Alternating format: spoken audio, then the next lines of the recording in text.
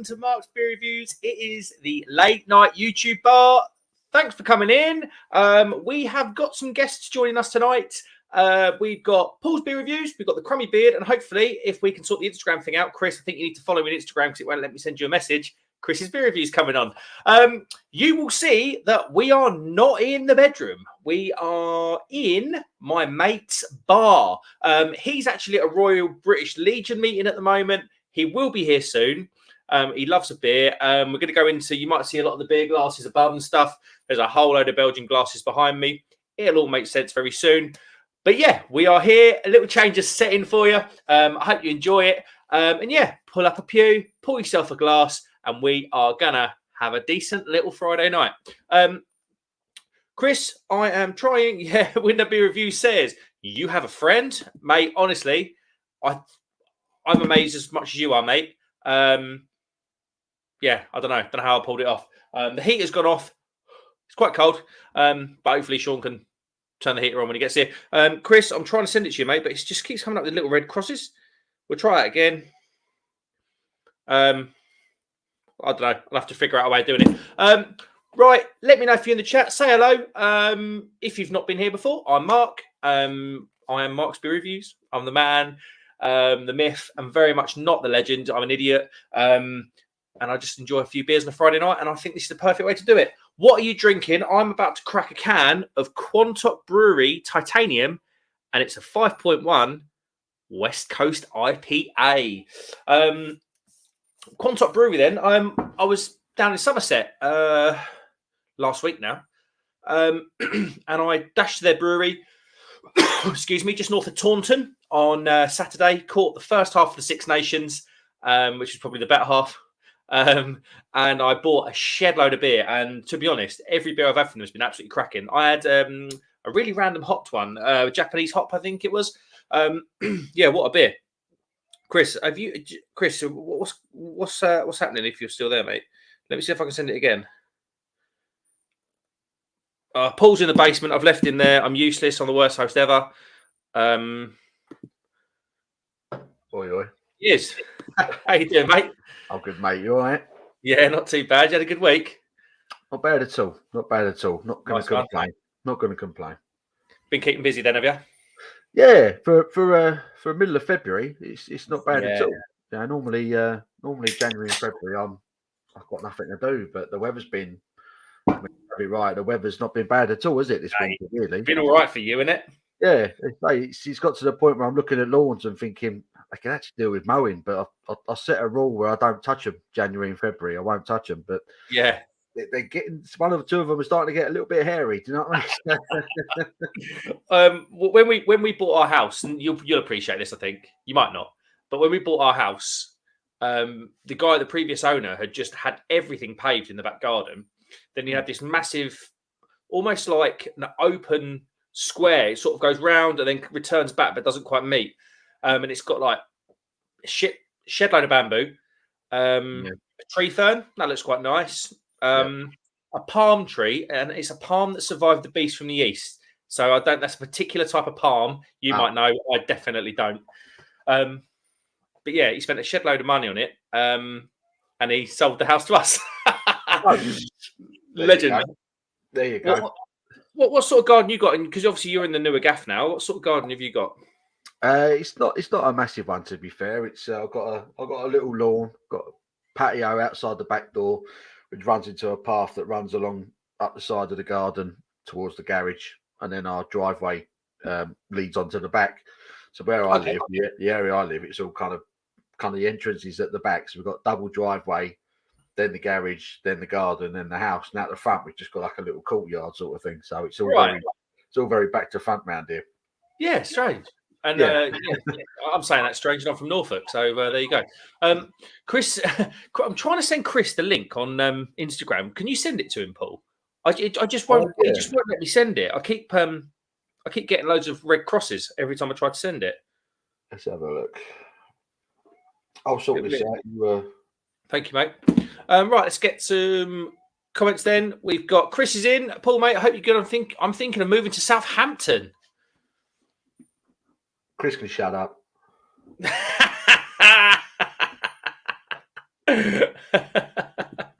Oh man, because there was the disallowed goal, wasn't there? My mate Dom, he's a massive Spurs fan, and we was in a beer fest meeting, and he hit the roof when it popped up on his flash scores, 3-3. He hit the roof, Yeah. and he went to check the score at full time, and he was like, "What?" And he had to go on the internet.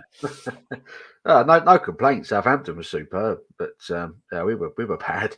We just weren't very good at all the other night, which is really disappointing because I expected to win that one, to be honest. But well, yeah, you do, didn't you? You know, if you're Tottenham and you're playing Southampton, but they're just they're a weird team, Southampton. They're one of them teams, aren't they? They can beat anyone on their day, and they were superb. They were superb on the night. They just overran us in midfield, and we had no answer to it. That's the worrying thing. We had no answer to it. It's just like, what are we doing here? You know. So I saw Emerson Royale got done for a few of the goals, didn't he? Or at least two of them.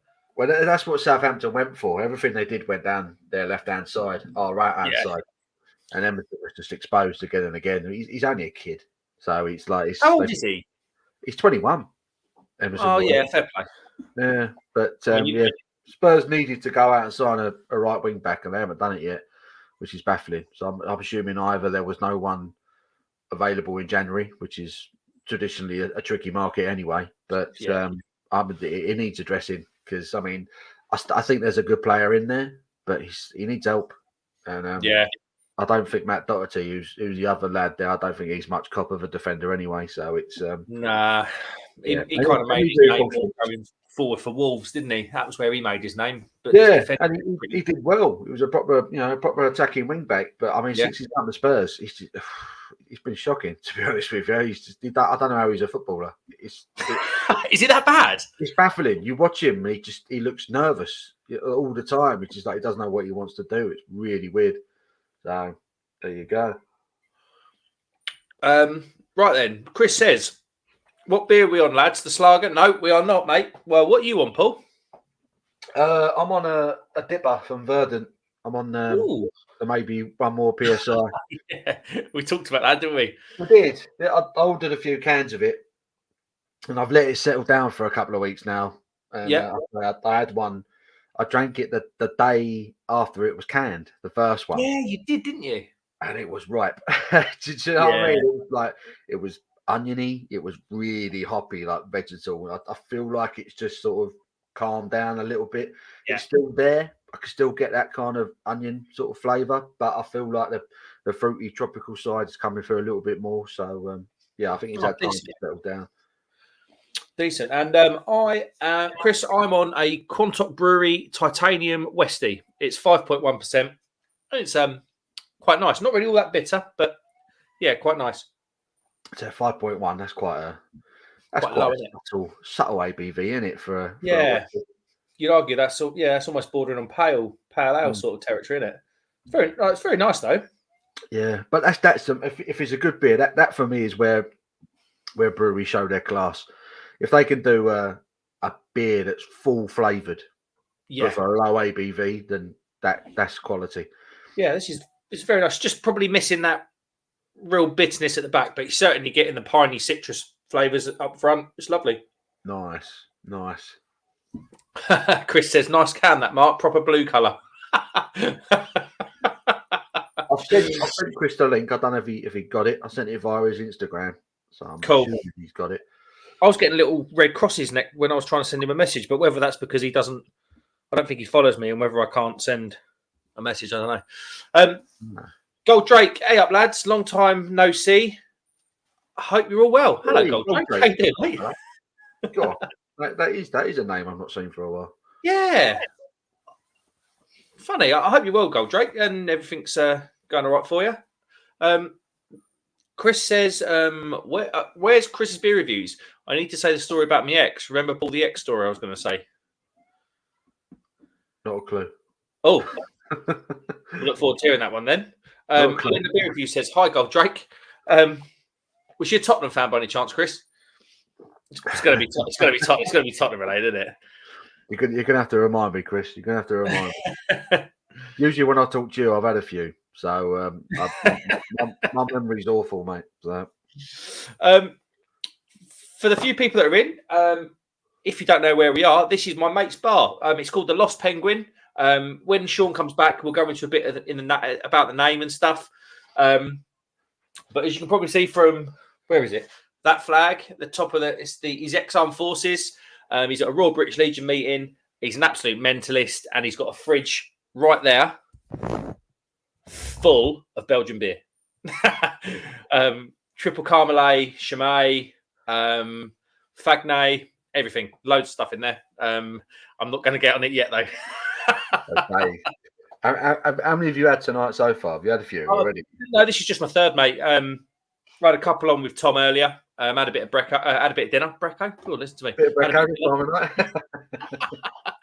Had a bit of dinner, and shot round here. Nice. What about you? I like the old lights. This is the first beer I've had.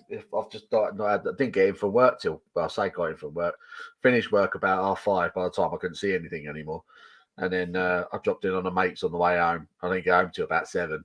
So in the shower, sorted everything out. And then I finally had time to kind of settle down. I've had my dinner. And I thought I fancy a beer now. So get one down me.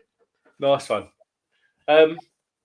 Right, here we go then. Chris says someone asked Paul and Chris about the longest road trip they ever had, and I said my longest road trip was to my ex's house. The not very nice lady. Here we go. We have another follically challenged beer reviewer in the house. We certainly do have a follically challenged beer reviewer in the house. I just can't grow it on here either, though. That's the problem. And if I do grow it on here, it's kind of brown here and then ginger right here, so it's quite patchy. So right, my GoPro camera has decided to die, so we will just roll with the laptop one for the moment. Where is it? Oh, there it is. It's back again. The Ewok's back. We're just going to listen to the soft tones of Mark's beer reviews there. That's karma, that is, for taking the mickey out of your for the hair thing. Literally, as soon as I said that, it popped up. Yeah, bang, have that. I'm liking your new background, Mark. Yeah, this is my mate's bar. It's nice.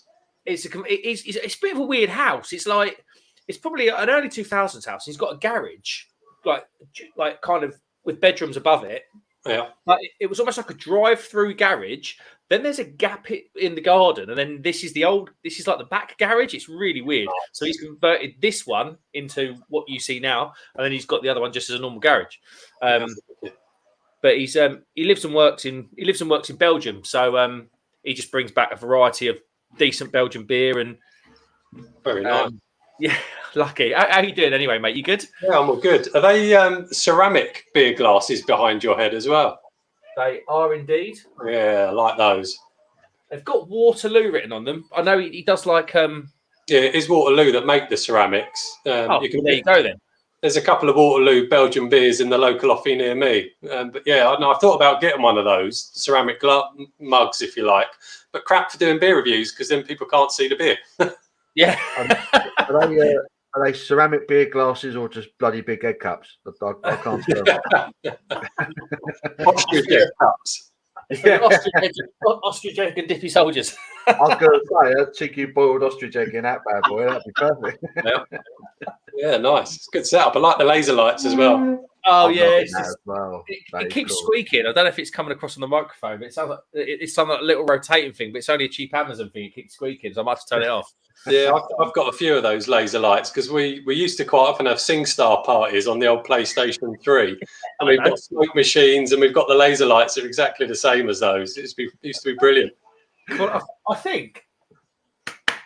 Yeah, look, it changes colour. I think it is one of those like. Yeah, they are. Shooting the music. Yeah, they do. They're pretty cool. What are you on tonight, Chris? What's in the PD? And my PD's still empty. I need to get a keg in there and fairly soon. But at the moment, I'm drinking. I know my ring light's bouncing all the way off that. But it's a new brewery to me, this one. Little Ox Brewery Co. I think they're out in Oxfordshire. And this is called Wonky New England IPA, 6% ABV. It's all right. Decent. Wonky. Great name. Yeah, Wonky's good name. How did you come by that then?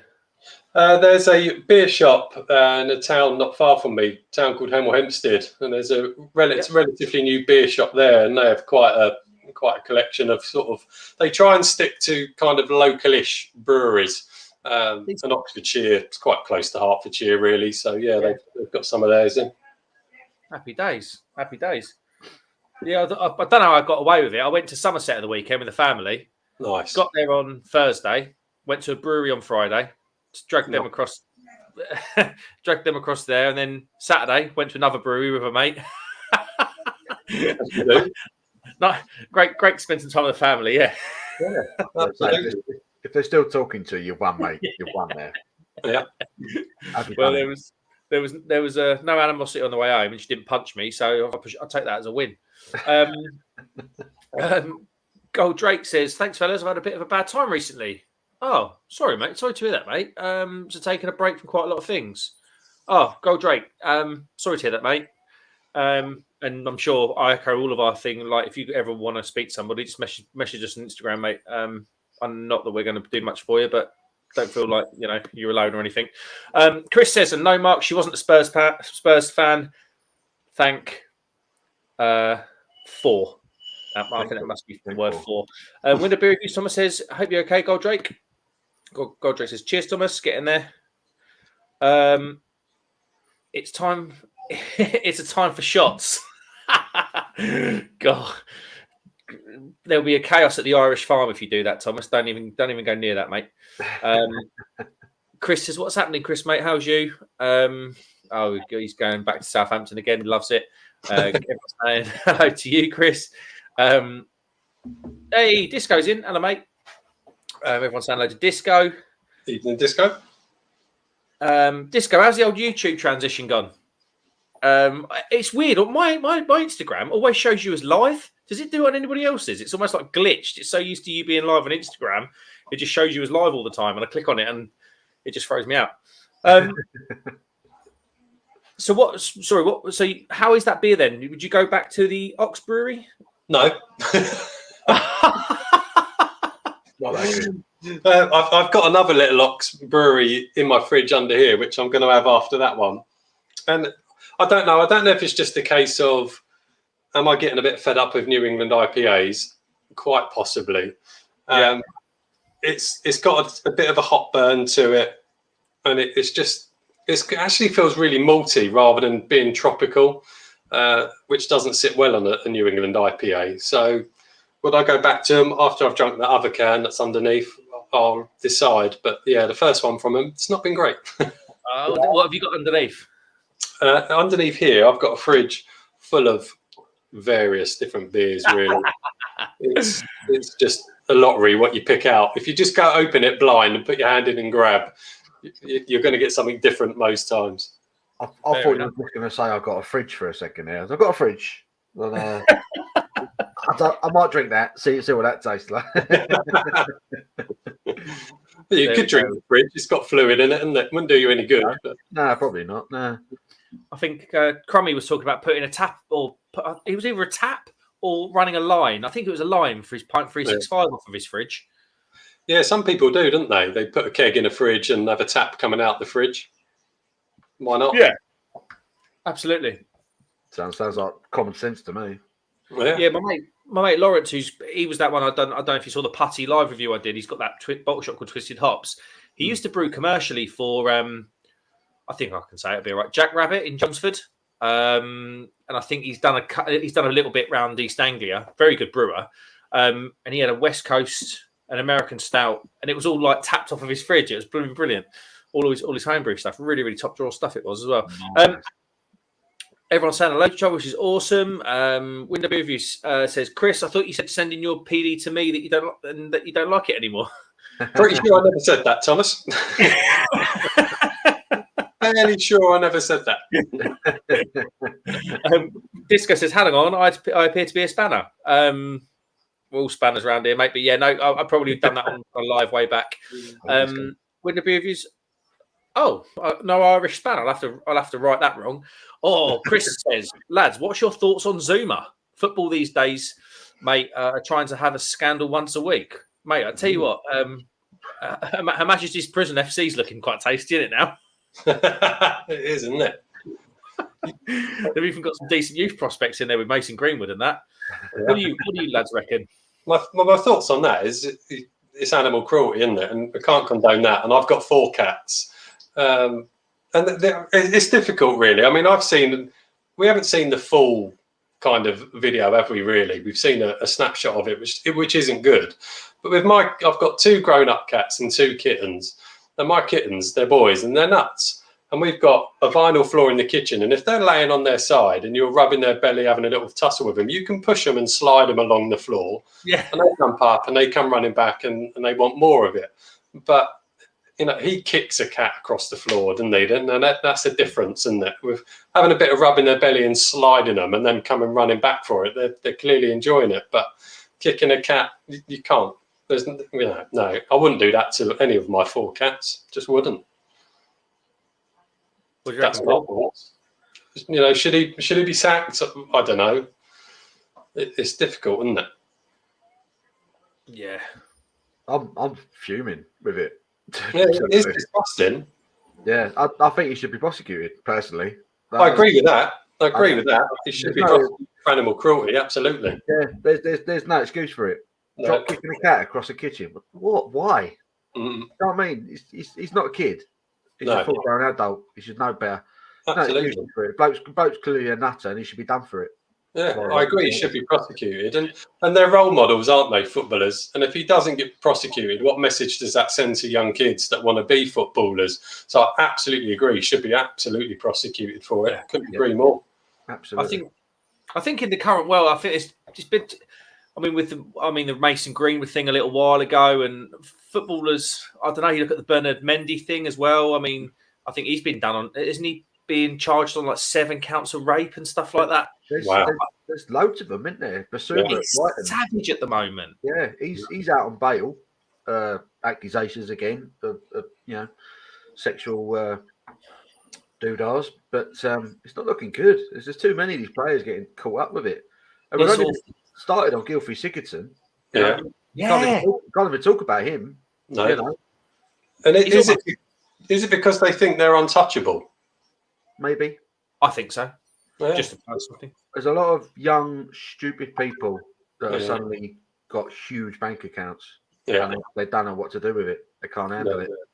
And it's getting worse. But I think it's just a sign of the times. They've just got more money they know what to do with, so they think they can do whatever they want. So, it's just a lack of respect, isn't it? I just feel like we should chuck Kurt Zuma in with the Tigers, a whipsnade, and see how many times he can kick one of them. That'd be fun. That is a good plan. I'd happily go and pay to watch that. I'd give Sky Sports some pay-per-view money for that one. Yeah. Try that. Yeah. Absolutely. I just think, like, when you look at that, and I don't know, obviously it was never intended to be public, but if he's doing that in front of, there's the light gone down. If he's doing that in front of his brother, and like, obviously that video was never meant to go public, obviously, but what's he doing privately after he's had a drink, or if he's lost a football match, or he's annoyed at something, or exactly. But what gets me is that they recorded it in the first place. Yeah. And then posted it. What did they think was going to happen? I'll tell you what angers me the most, as well as kicking the cat, is pretty bad, is that you've got Zuma and his brother that have come out and apologised. They're not sorry. They're only sorry they've been caught. Exactly. So don't come out and apologise and say how wrong it was. If you knew it was wrong, you wouldn't have done it in the first place. Exactly. That's what I don't like with these footballers or any professional sports person, is come out and apologise when you've been caught. That's just bullshit, isn't it? And that really winds me up even more.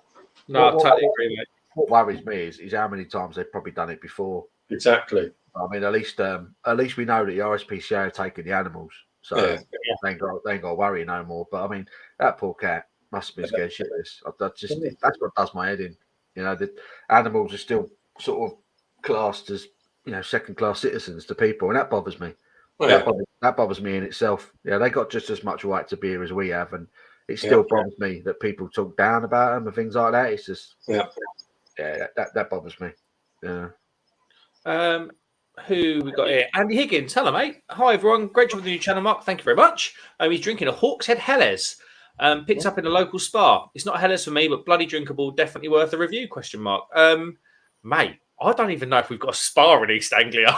I don't think we've got one. We've barely got Tesco's. I had a couple of Hawkshead beers over Christmas. Someone got me, and they were all right. Box, didn't you? Your selection box. Yeah, That's right. Yeah, I had a lager in there. There was a pale in there, and they weren't amazing. Don't get me wrong. I'm not going to rush out and buy them again. But I'll tell you what, you get some worse beers at Christmas, don't you? Yeah, absolutely. So yeah, they were all right.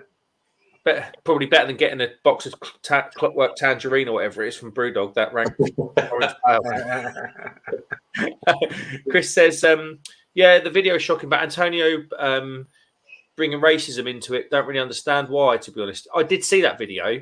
I don't know if you lads saw it. It was a bit like they filmed him outside the training ground, and he kind of said, well, he said, it's bad, but is it worse than racism? And it's like, mate, they're sort of two different things. And not do with anything. I don't know. It's probably that's probably a whole other 6 hours worth of conversation, I think. Hi, Andy. Hi, Tom. Chris says apparently an Animalax group in France is trying to prosecute him. Greenwood is a scumbag. Mendy is a wrong'un. Covers that. Sounds like it. I mean, even like Gylfi. Has anyone known anything about Gylfi Sigurdsson? You'd said about him earlier, Paul. Do you know any more about it? I don't know what his situation is at the moment. Is he locked up, or because nothing's been said? It's all gone very quiet. Yeah. Nothing. Not a word is spoken about him. I noticed, like even in the media, Everton have been in focus a lot lately because of the Lampard thing, and they're making signings, and not a word is spoken about Gylfi Sigurdsson. It's like the media have been told not to mention it. And I listen to a lot of football podcasts, and they were literally going through like the number 10 options, like attacking midfielders that Everton have, and they said every single person apart from Gylfi Sigurdsson. I'm like, they've been told not to say anything, haven't they? Like, not even to bring him up. It's where is he? Do you know what I mean? He's like, where is the guy? Yeah, I don't know. Andy's just said here he's a very naughty boy. It's very quiet up here in Merseyside.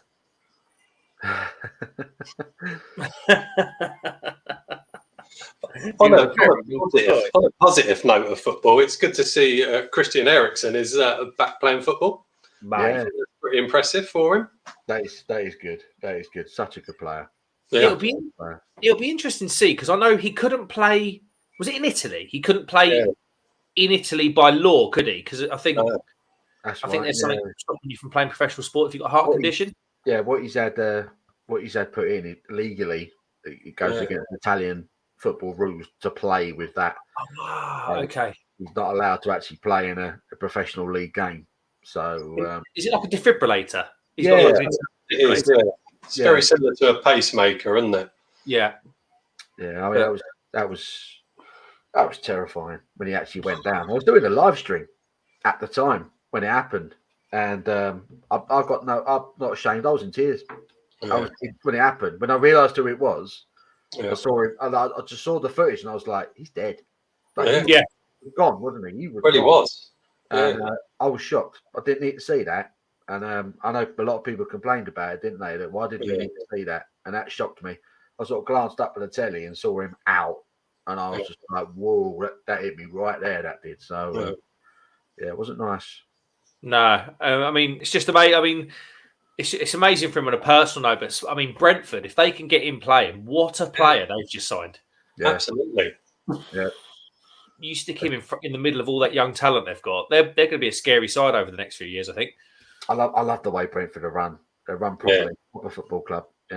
Really good. Well, they're doing at the moment. Yeah, and I wrote them off when they came up. I thought they're just a dead set to go straight back down, but they're holding their own, aren't they, Brentford? And all credit to them. They're going to need to spend. They're going to need to spend, which might be a problem because there's so many Premier League clubs that come up first season, they hang in there, and then second season they go down quite quickly, don't they? But it's if they can invest and keep going with the academy players, because they've got some bloody good players coming through the academy there. They could be in business. You never know. Yeah, I mean that manager they've got, he just sort of he's got a ticket. I don't know what it is. They're running through brick walls for him, and here we go. We have a crumbly bread. Crumbly bread. Good evening, James. How are we? How are we doing, mate? Very well, mate. You? Good, thanks. Yeah, not bad. Not bad. What was on the menu tonight in the house? It was just a jacket potato tonight. Just keeping it simple. Fair enough. What was the topping on your jacket potato? It's got to be beans and cheese, isn't it? You can't do anything else. That's a waste. He knows. You know. It's just a classic topic, Well, mate. It's just That's it. What we drinking, gents? What we on? I'm on a rather rubbish New England IPA. Oh, no. it's going downhill, this beer, Chris. He's not happy What with is it? It's from a new brewery to me, Little Ox Brew Company out of Oxfordshire. It's called Wonky, and it is wonky in taste, that's for sure. It's There not you go. fantastic. You could probably Yeah. change the O out for an A, Chris, I reckon. Yeah, I'd say that'd be about right. I am just finishing a Quantock Titanium, a West Coast Pale at 5.1%. Have you bought shares in Quantock? I don't think I've seen you drink anything else the last 2 weeks. Mate, I only bought 7 or 8 of their beers. I don't believe you. I don't believe you. Liar. He's like, what have you got? I'll have it. I'll have it all. What are you on, Paul, now? What have you just popped? See you pop a bottle? I've just bought Golden Pride. I've never had that. I haven't had that either. The biggie, 8.5%. It's practically a Very barley nice. wine. But it's a bit special. Oh, Very nice. Bit special. Where did you buy that? I've even poured it in its dimpled mug. There we go. Oh, very nice. Oh, very fancy. You can get that in Waitrose. Oh, okay. So yeah, There it's you worth go. it. It's worth it. I fancy something a bit Belgian, so I'm gonna crack on with that. oh, he's going Very big. nice. Very nice. I had a couple of lagers earlier, and I was like, "Do I want any more?" I was like, "No, not really. Want something else. Yeah. So I'll have this, and then ease it back a little bit with something. But I just fancy starting here now. That's I've got, classic start. I'm in obviously my mate's bar, as you know, Tom. I'm going to get the old bottom drawer out now because it seems like the right time. Have we had a tour yet? No, not yet. No, this is all we've seen. We've seen some flashy lights and a giant egg cup. That's all we've seen so far. Oh, got the bottom drawer. He's broken it in his mate's house. Now he's flashing it. To be fair, it's not overly stocked. I mean, we've got, what is this? An oaked beer, Lacorn. Lecorn? That sounds interesting. It's probably gonna be about 9%, isn't it? Oh no, it's 12%. Sessionable. Even Good session beer. To be fair, oh no, hold on, we've got this. that's not Fagnes gone very Brun. well, has it? Who now? Fagnes Brun. Fagnet. Fagnes. Fagnay. Fagner. It's a slightly unfortunate name, isn't it? Here's a little bit. We've got a load of them and just a shed load of triple Carmelet. Oh, there you go. There you You know go. what? Has any of you lot watched Beer Masters on Amazon? Yes. I watched the first episode and I keep meaning to watch the rest of it, and I haven't yet, which tells you how compelling it was. Yeah. Well, yeah, I've persevered with it. The first episode, I was like, this is a bit shit. Yeah. But I've watched a few more. They had one of the head brewers from Triple Carmelet on one of the episodes. And it's actually pronounced Triple Carmelit. Hmm. No, I had it's no not. idea.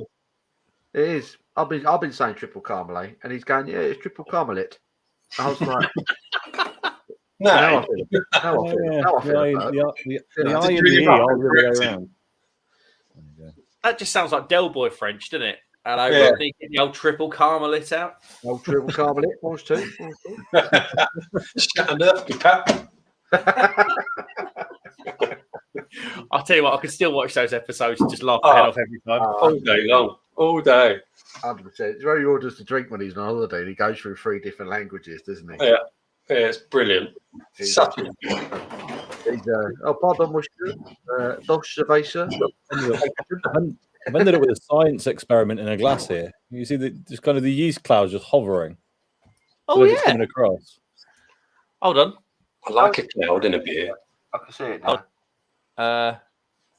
Solo layout. There you go. There you go. Oh, yeah, look at that. Just hovering there.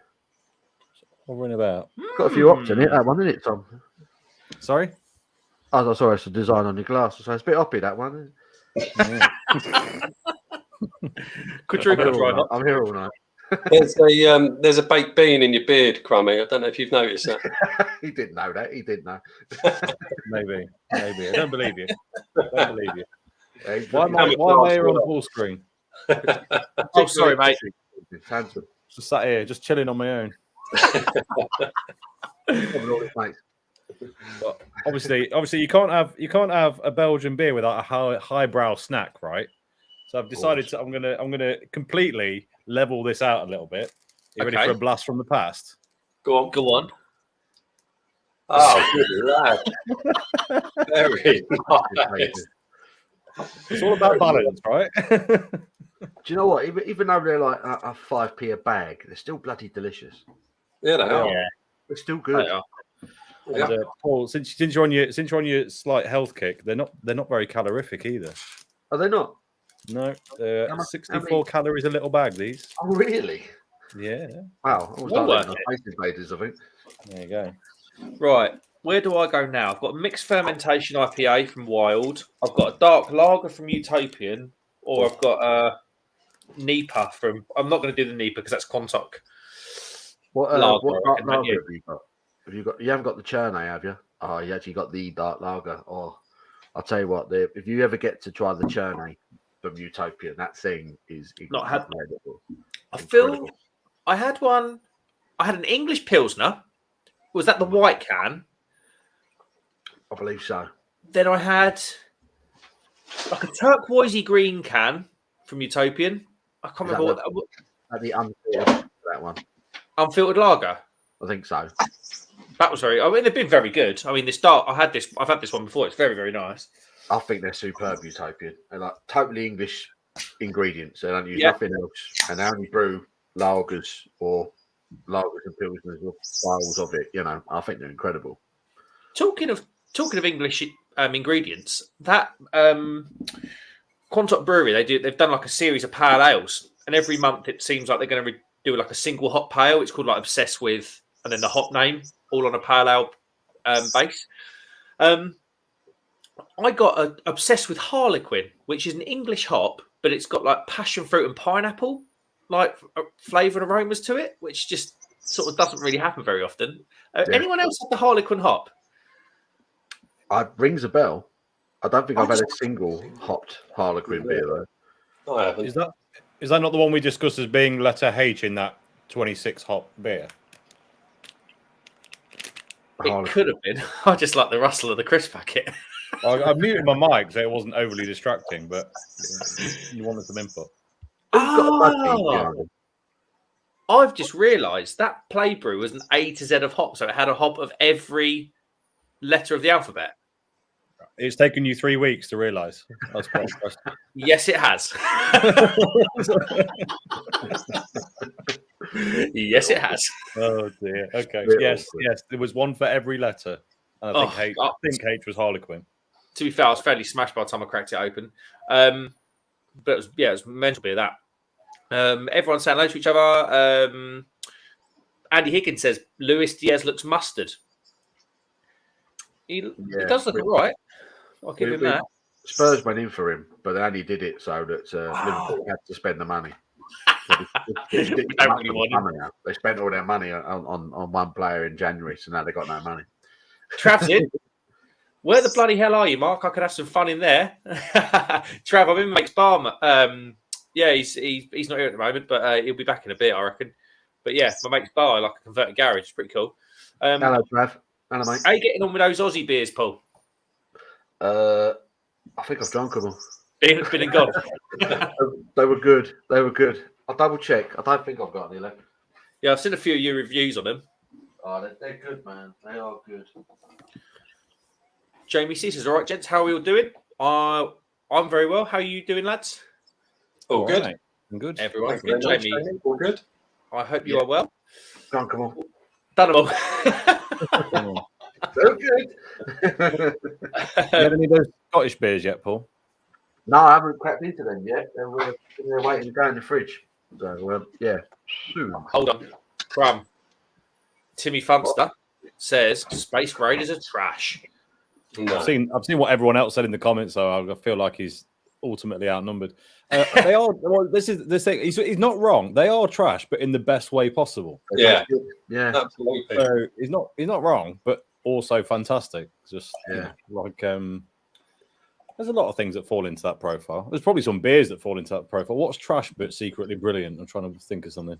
McDonald's. Well, yeah, That's not beer. Not beer, but yeah, you're right. KFC. Trash, absolute trash, but everyone loves it. Yeah. Well, not loves Those chocolate covered pretzels. They're trash but fantastic.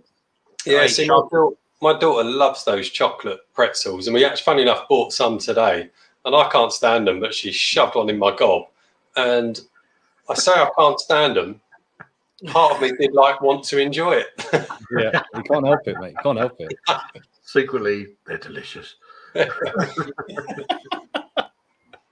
I feel like I didn't want to enjoy it, but I quite liked it. It's probably quite apt for a lot of things. Mark, you dirty git. Hey, you put your head in the gutter there, Paul, not me.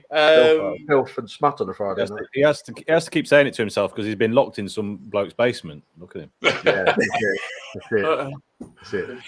I didn't get his surname, but his first name was Joseph. Yeah, I spent a bit of time in Austria. Disco says, breaking news, Penny finally drops a mark after 3 weeks. No rush, lad, we'll wait. Mate, honestly. I'm as sick as I am long. Everyone's saying hello to each other, which is good news. David Wilson's in. Hello, David. Evening, David. There he is, right there. David. Everyone's tired. Everyone's having a beer. Not like Chris. I think Chris. Slag beer reviews is off. See that, Chris? I thought it was past his bedtime. He was playing up, wasn't he? Well, he texted. Listen to me. He left a comment before the stream started saying he wasn't even going to come in, and he's been in for 45 minutes. So he's done well, lad. So what's everyone's weekend looking like then? Mine's involving looking at houses tomorrow. Ooh, okay. Yeah, I've got 3 to look at. What have you got yours on the market then? Have you? Well, no, we're currently renting at the moment. We did own a property, and then life changes, doesn't it? And we came out of that and we've been renting. But now we're in a position to buy again. So yeah, there's a few we're looking at. So we're in quite a unique position that I suppose we're technically classed as first-time buyers, no chain. So yeah, I hate moving house. I find moving house so stressful, but it is time to move out of where we are. There we go. Nice one. Well, you're going to stay around the same area? Yeah, defo. Yeah, there's one we're looking at that's probably within. I don't know exactly where Paul lives. I know we're close, but one of them's probably within spitting distance of Paul, and then 2 are very close to the little village that I live in as well. One's in Dunstable and one's in the next village to mine. So yeah, it's in the same area. There we go. Everyone's saying goodbye to Chris. Disco says, I think I might have broken with the Chelsea trash talk. Yeah, he's got scared off by the Plymouth Argyle. Go the Pilgrims. That's it. Green Army. Daniel Churchill says, hi guys. Daniel, hello. I don't know if I recognise your name. So if you're new here, thank you very much for coming along. And Chris says, oh, Southampton. Do you know what, Chris? One of these days, mate, me and you, we're going to go up to the top of the Spurs Stadium. I'll show you the views, show you all around London, and then what I'm going to do, I'm going to throw you off the top. And I'm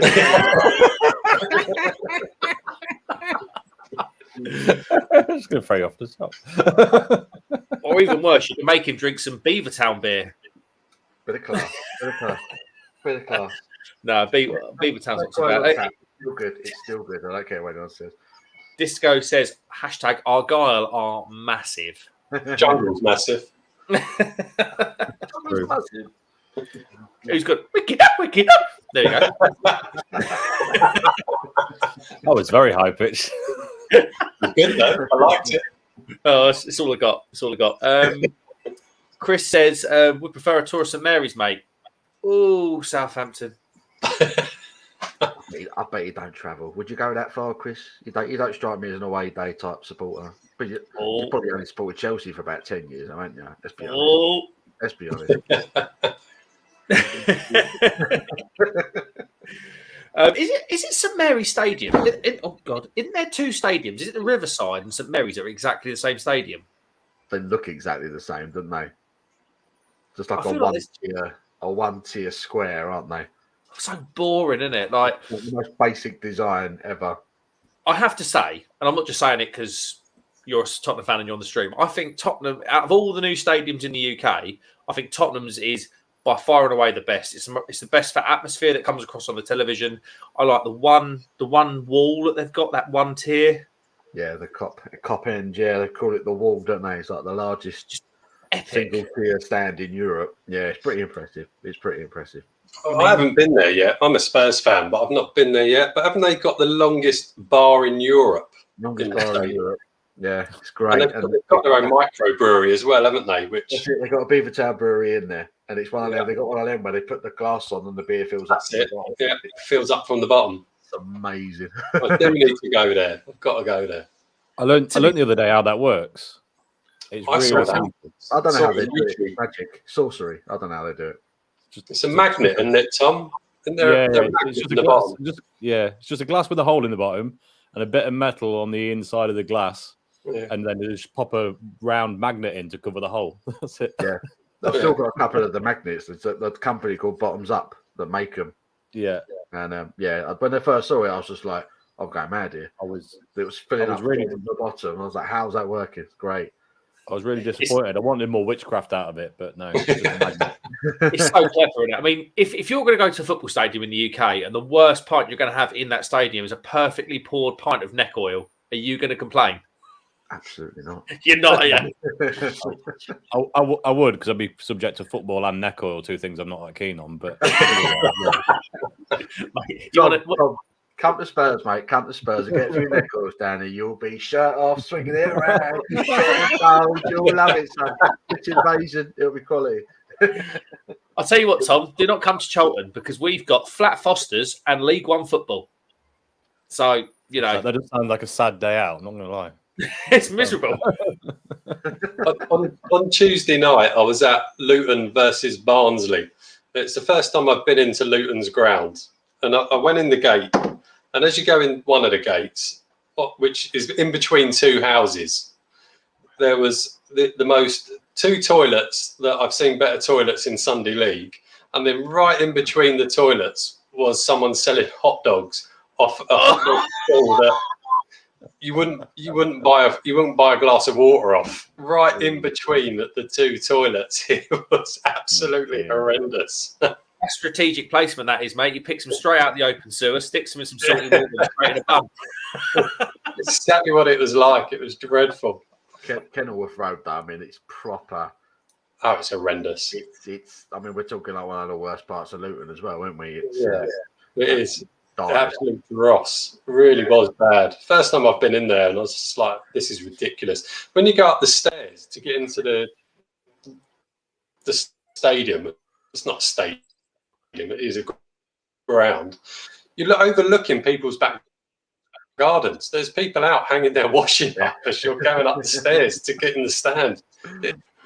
The thing is, I mean, that is proper football, though, isn't it? I mean, I remember going to Tottenham Stadium, and there was this one particular staircase in the away end where it was almost like a ladder. You were sort of like, you weren't walking forward going up the stairs. You were like walking up like that. Yeah. And then like just proper football. And then, I mean, even Highbury to a certain degree. Like we went there it was when Henri scored that back heel. If you remember the goal, he scored the back heel. Yeah. And that absolutely pissed it down with rain. And one of the gutterings broke that day. And the guttering broke, shattered all over the supporters, Charlton supporters. Yeah. All the rain was dripping on them. But it's proper football, isn't it? I mean, proper football. I remember that goal, though. He had the defender, he had hold of the defender, didn't he? It was right John up Fortune. Yeah. And he still managed to just get a cheeky back heel in. That was quality. He was a player when he on me. Annoyingly good. Always used to score against us. Hated him. But what a player. Tom's sitting there like, what the hell are you guys about? It's fine. I'm enjoying the Belgian beer, which is now called Triple Carmelit, apparently. And, Triple Carmelit. Enjoy it. I'm enjoying this Utopian Dark Lager again, I have to say. I've got a can of that. Looks good. Yeah. I had the old triple Carmelet on the PD. That was very nice on the PD. Oh, that was good on the TV. It's Carmelit. It was good. Ridiculously drinkable. Considering its ABV, it's ridiculously drinkable on the PD.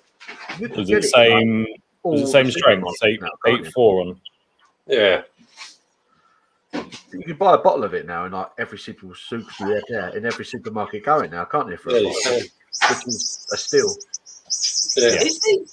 I've never bought the big corked green corks bottle. Is that the same beer?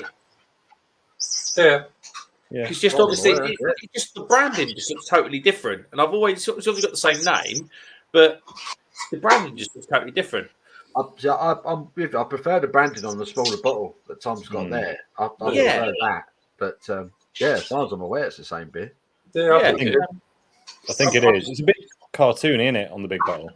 Yeah, I don't know. It's just, I don't know. If I buy a bottle of triple Carmelet, I'm sort of like one or two at a time, not a 750ml wine bottle. I'll be on the deck. Fair enough. Let's have a quick look then. Chris says, Paul, Chelsea will win another trophy tomorrow. When was the last time you won a trophy? Chelsea, what, is it a final tomorrow? Is it the World Club? Oh, that's not winning a trophy, is it?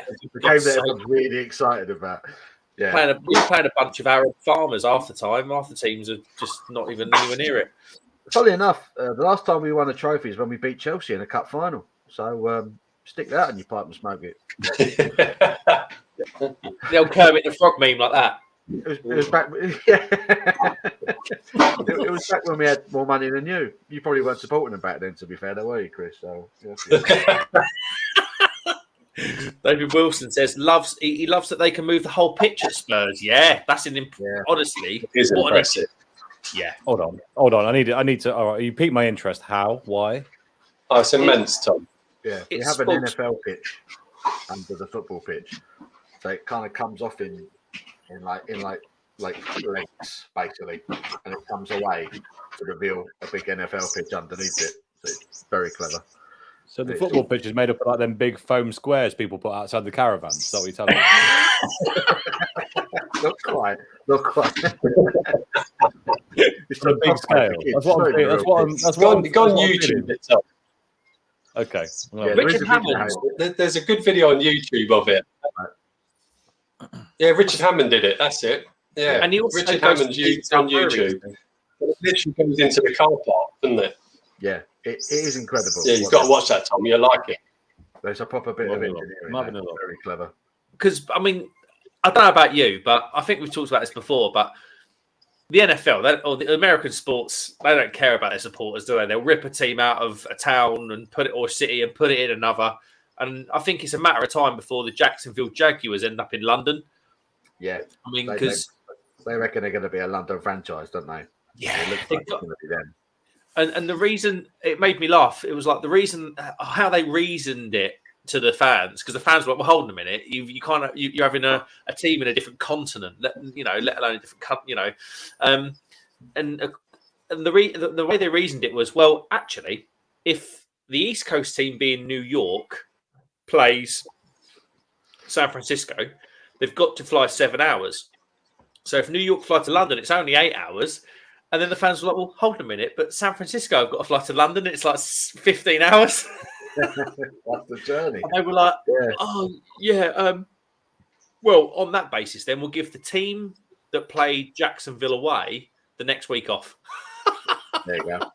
Yeah. But have they confirmed the fixtures? Because I know Jacksonville are coming back this year, aren't they? They've already confirmed that, but I don't know what the fixtures were. If they've confirmed it. Who we got for Sunday? Super Bowl, isn't it? Sunday night. Who is it? Yeah, Cincinnati versus LA Rams, isn't it? Super Bowl. That's it. Sunday night. Yeah, it is. Yeah. To be honest, I get all excited, I get all the snacks in, get all the beers in, and then I fall asleep at half time. Yeah, I try every year, and by the time half time comes, I'm like, honestly, the amount of Super Bowls where I've woken up and gone, the last thing I remember was Shania Twain dancing around the stage, and then I was asleep. That's so true, though. So true. So good. I don't think I've ever managed to watch a whole American football game. I've never managed to watch a whole one. I always fall asleep to it. It's hard work. It is hard work. But It we're is so hard used work. to- we're so used to a game flowing. It's like American football is like made for television. You can get so many ad breaks during an American football game. Yeah, it's ridiculous.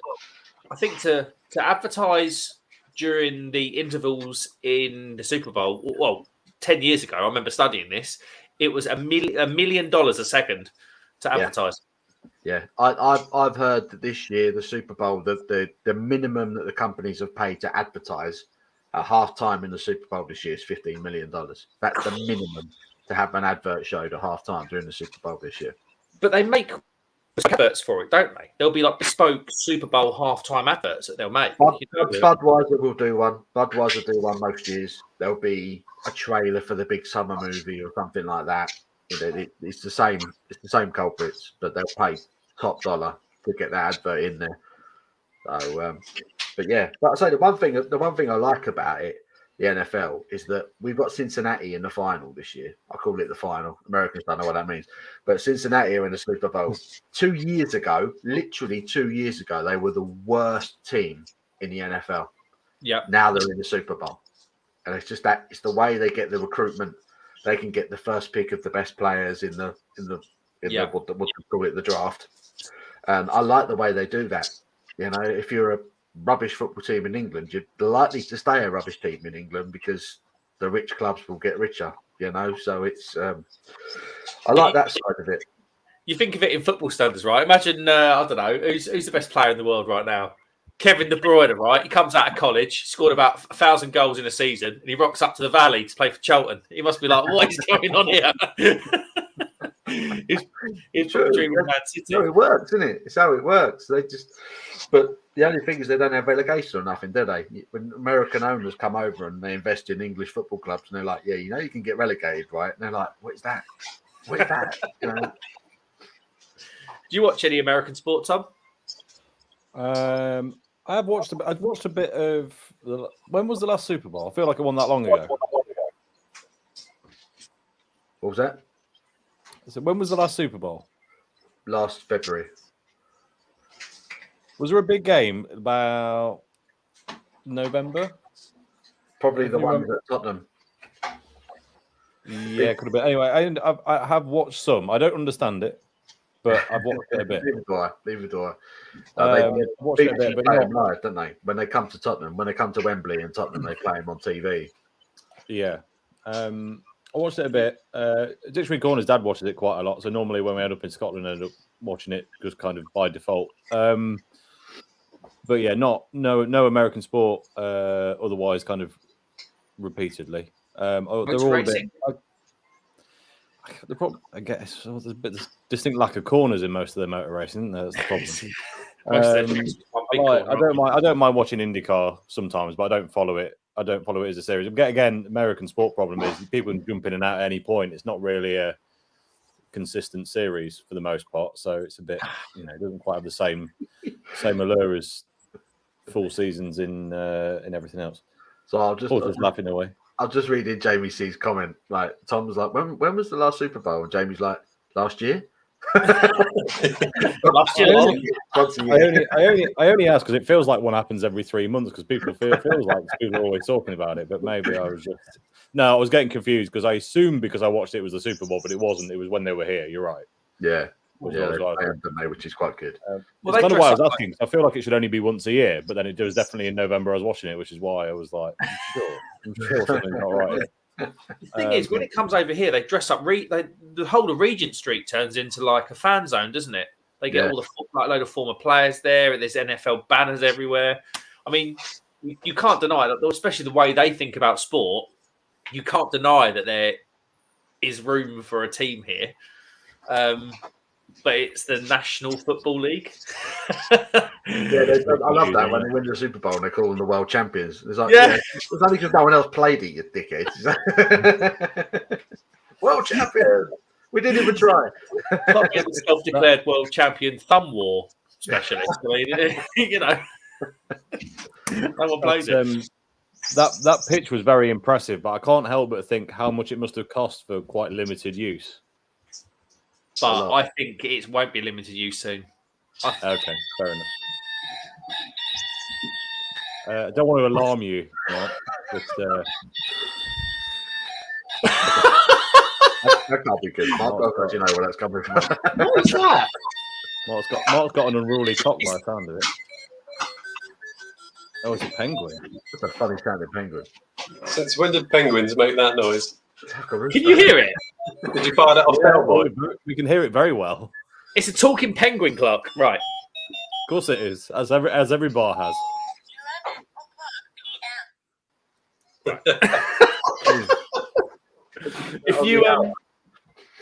If you look around the place, there's I don't know if you can see, there's penguins there.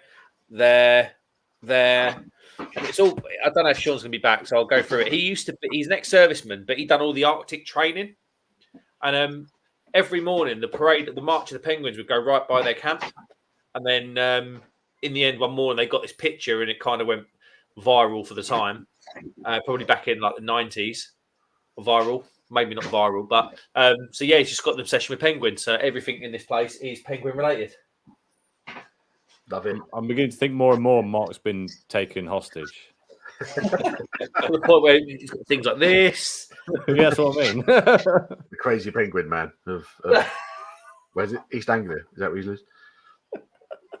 That's a puffin. Oh, that is a puffin, to be fair. But there's even penguins. In little sleighs. Excellent. God knows. Yeah. Anyway, has he got any penguin bars? The chocolate ones, they're great. Oh, he probably has. You know, he's got a snack bar. I want to know how this conversation went. Mark went, "Can I borrow your pub for a live stream?" But you're not there. That is literally how it went. It was, Sean, can I do my live from the Lost Penguin? He said, "Well, I won't be there, but here's the keys." Nice. Very nice. Chris says, "Mark, how many birds you got on the go there?" Oh dear. That's what reminds me of my secondary school days. Definitely doesn't. Couldn't pull a muscle back in secondary school. Sorry guys, I'm just gonna skip to the front of the comments because there's so much chat going. I'm never gonna get there. So thank you for your comment. Just repeat it if you want me to read it out again. Sharky says hello. You hello Yahoo.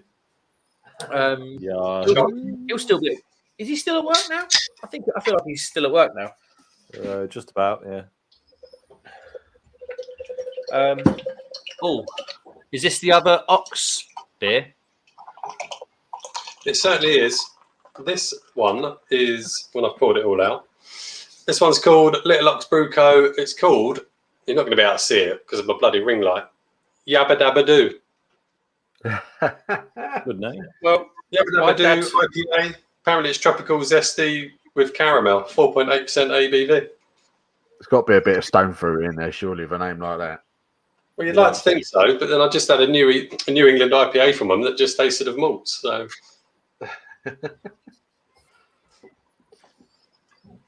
oh, excuse me. I'm a fan of that because my dad looks exactly like Fred Flintstone. He literally looks like you've generated a human out of Fred Flintstone's cartoon character. Mark, you don't help yourself, do you? Because now we're imagining you new shaved, looking like Fred Flintstone.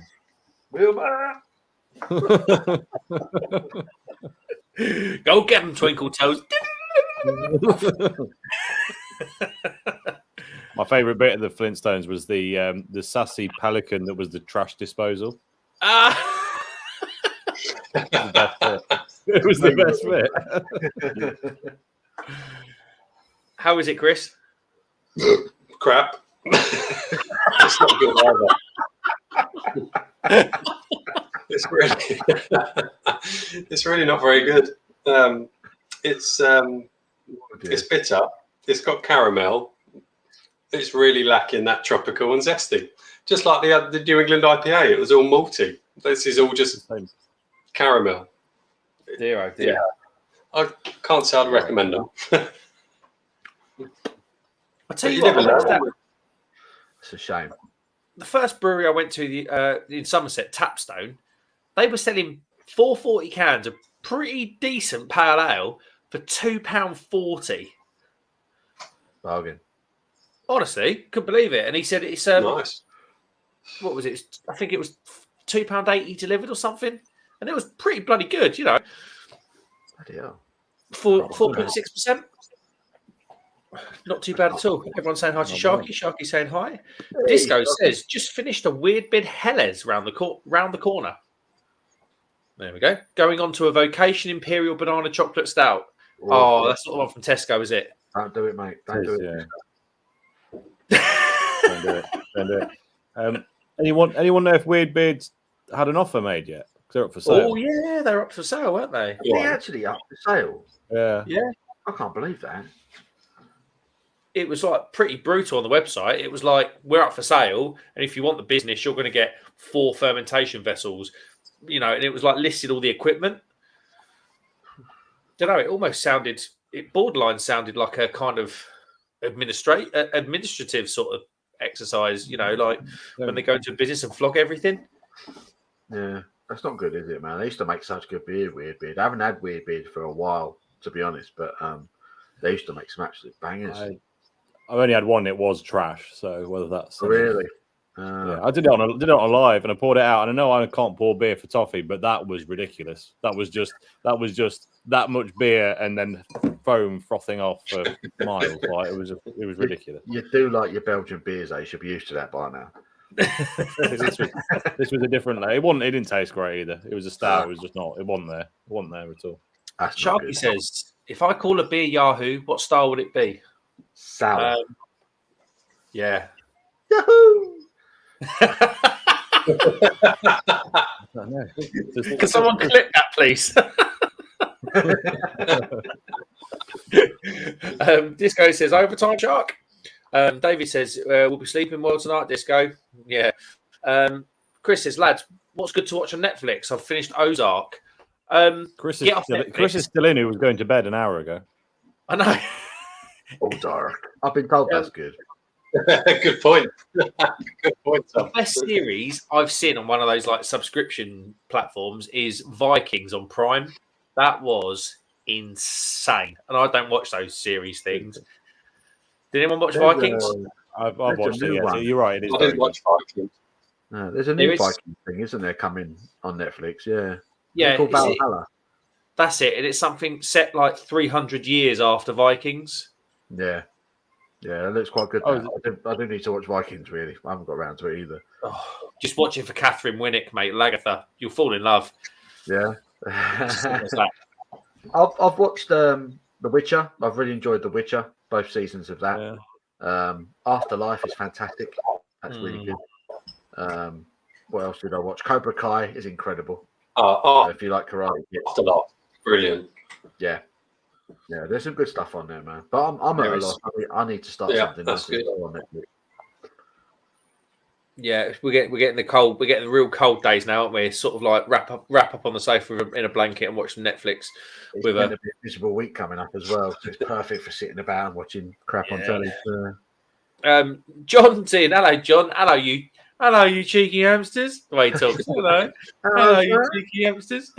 That's a pretty good impression, to be fair. Honestly, I was known in school for impressions. Honestly, I'd do impressions of the teacher. Like we'd be sitting there, and my mate would go, "Do Mrs. Robertson put your books down?" She'd be like, "All right, lads, put your books down," and everyone would look up. That was 3 shades away from Mrs. Doubtfire, wasn't it? Yeah. Disco says, "Yep, we'd be selling the lot. Loads of cheap beers on their web shop just now. Have a discount code if anyone wants it." I mean, always, maybe. I don't know. Is the beer still good? That's the question.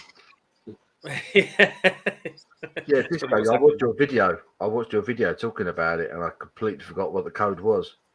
Was it a 10% discount, wasn't it? Always worth a look. Always. David says, "Hi, John." Chris says, "John, how's you, mate?" John says, "Hi, David, how's your week been?" Andy says, "Jack Reacher on Prime is all right." Oh yeah, I've heard that's very good. I've not seen it yet, but apparently, yes. Oh no, I'm just so out of date. Honestly, I'm like a 50-year-old when it comes to my TV. I just don't watch it. It's a nightmare. Never know anything. Honestly, I just never know what's in vogue. Disco says Yahoo has to be dark lager, pilsner, or Helles. Makes no sense and wallops your senses, especially if you add cherry and chocolate to a Helles. Why? Interesting. Yeah, well, there's probably one for Omnipolo, probably brewing that at Buxton at the moment.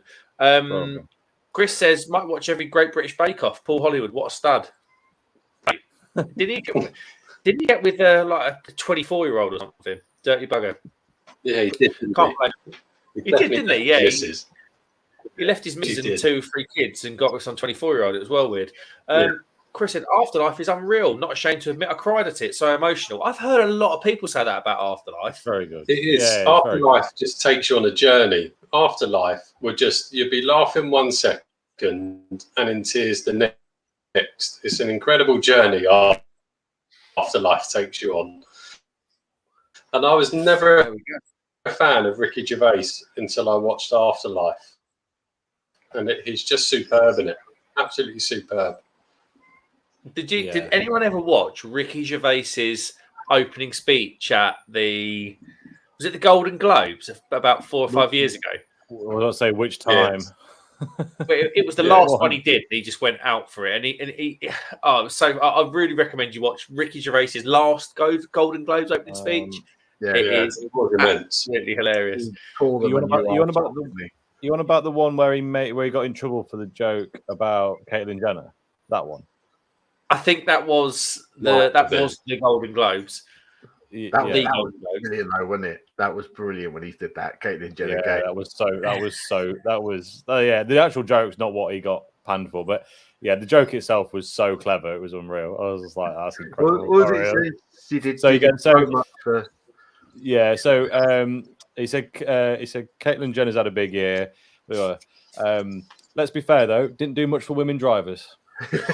Is what he said. Because obviously it was the year when she got, I think she alleged. I think someone die in a car accident. Drove into someone. Didn't she? Drove into someone. Yeah. So yeah, the power of being rich. It was a very cleverly constructed joke. Give him that. He went after like the long films, didn't he? And he involved Prince Andrew last time, didn't he? It was Leonardo DiCaprio attended the premiere of the Tarantino film, and it was on for 3 hours. By the time it finished, his date was too old for him. And then he goes, even Prince Andrew was like, "Come on, Leo, mate, sort it out." Yeah. Oh dear. Was it also in that stint where he said he made reference to Jeffrey Epstein and there was like a groan across the class, across the audience? Yes. And he went, "Don't you groan? He was your mate." Yeah. That was so good. So I know he was your mate. You had to make your own way here, didn't you? Yeah, he was brutal that night, but it was so good though. It was so good. When he was like, "I don't want you coming up here talking about all your human rights. Just take your little award and F off the stage." Yeah. Tom Hanks. It cuts to Tom Hanks and he's like that. Right. Yeah. It's literally what he said. He said, "You're in no position to come up here and make a political speech. You cannot say nothing to the public." He goes, "Most of you went to school less than Greta Thunberg." And he said, don't come up here and give a speech. He said, "Collect your award, thank your God, thank your agent, and fuck off." It was amazing. And they were just like, "What is going on?" It was quality. I just don't see how they thought that would ever appease the Americans, because you've got the most British, dry comedian. Straight over the top, wasn't it? No one would know what's going on. They'd have taken it so literally. It was, and they really, really did. Right, Disco said, "You're right, David. This Imperial banana is mad, smooth, delicious. Didn't realise it was 11.4. I can't type right now." Yeah, that's because you've just gone into a state of diabetic shock there because it's so sweet. Your fingers won't go. I couldn't finish it. Nah, I didn't. It was a shame. It was a shame. What was the other Imperial Stout? There is another Imperial Stout in the supermarket, isn't there?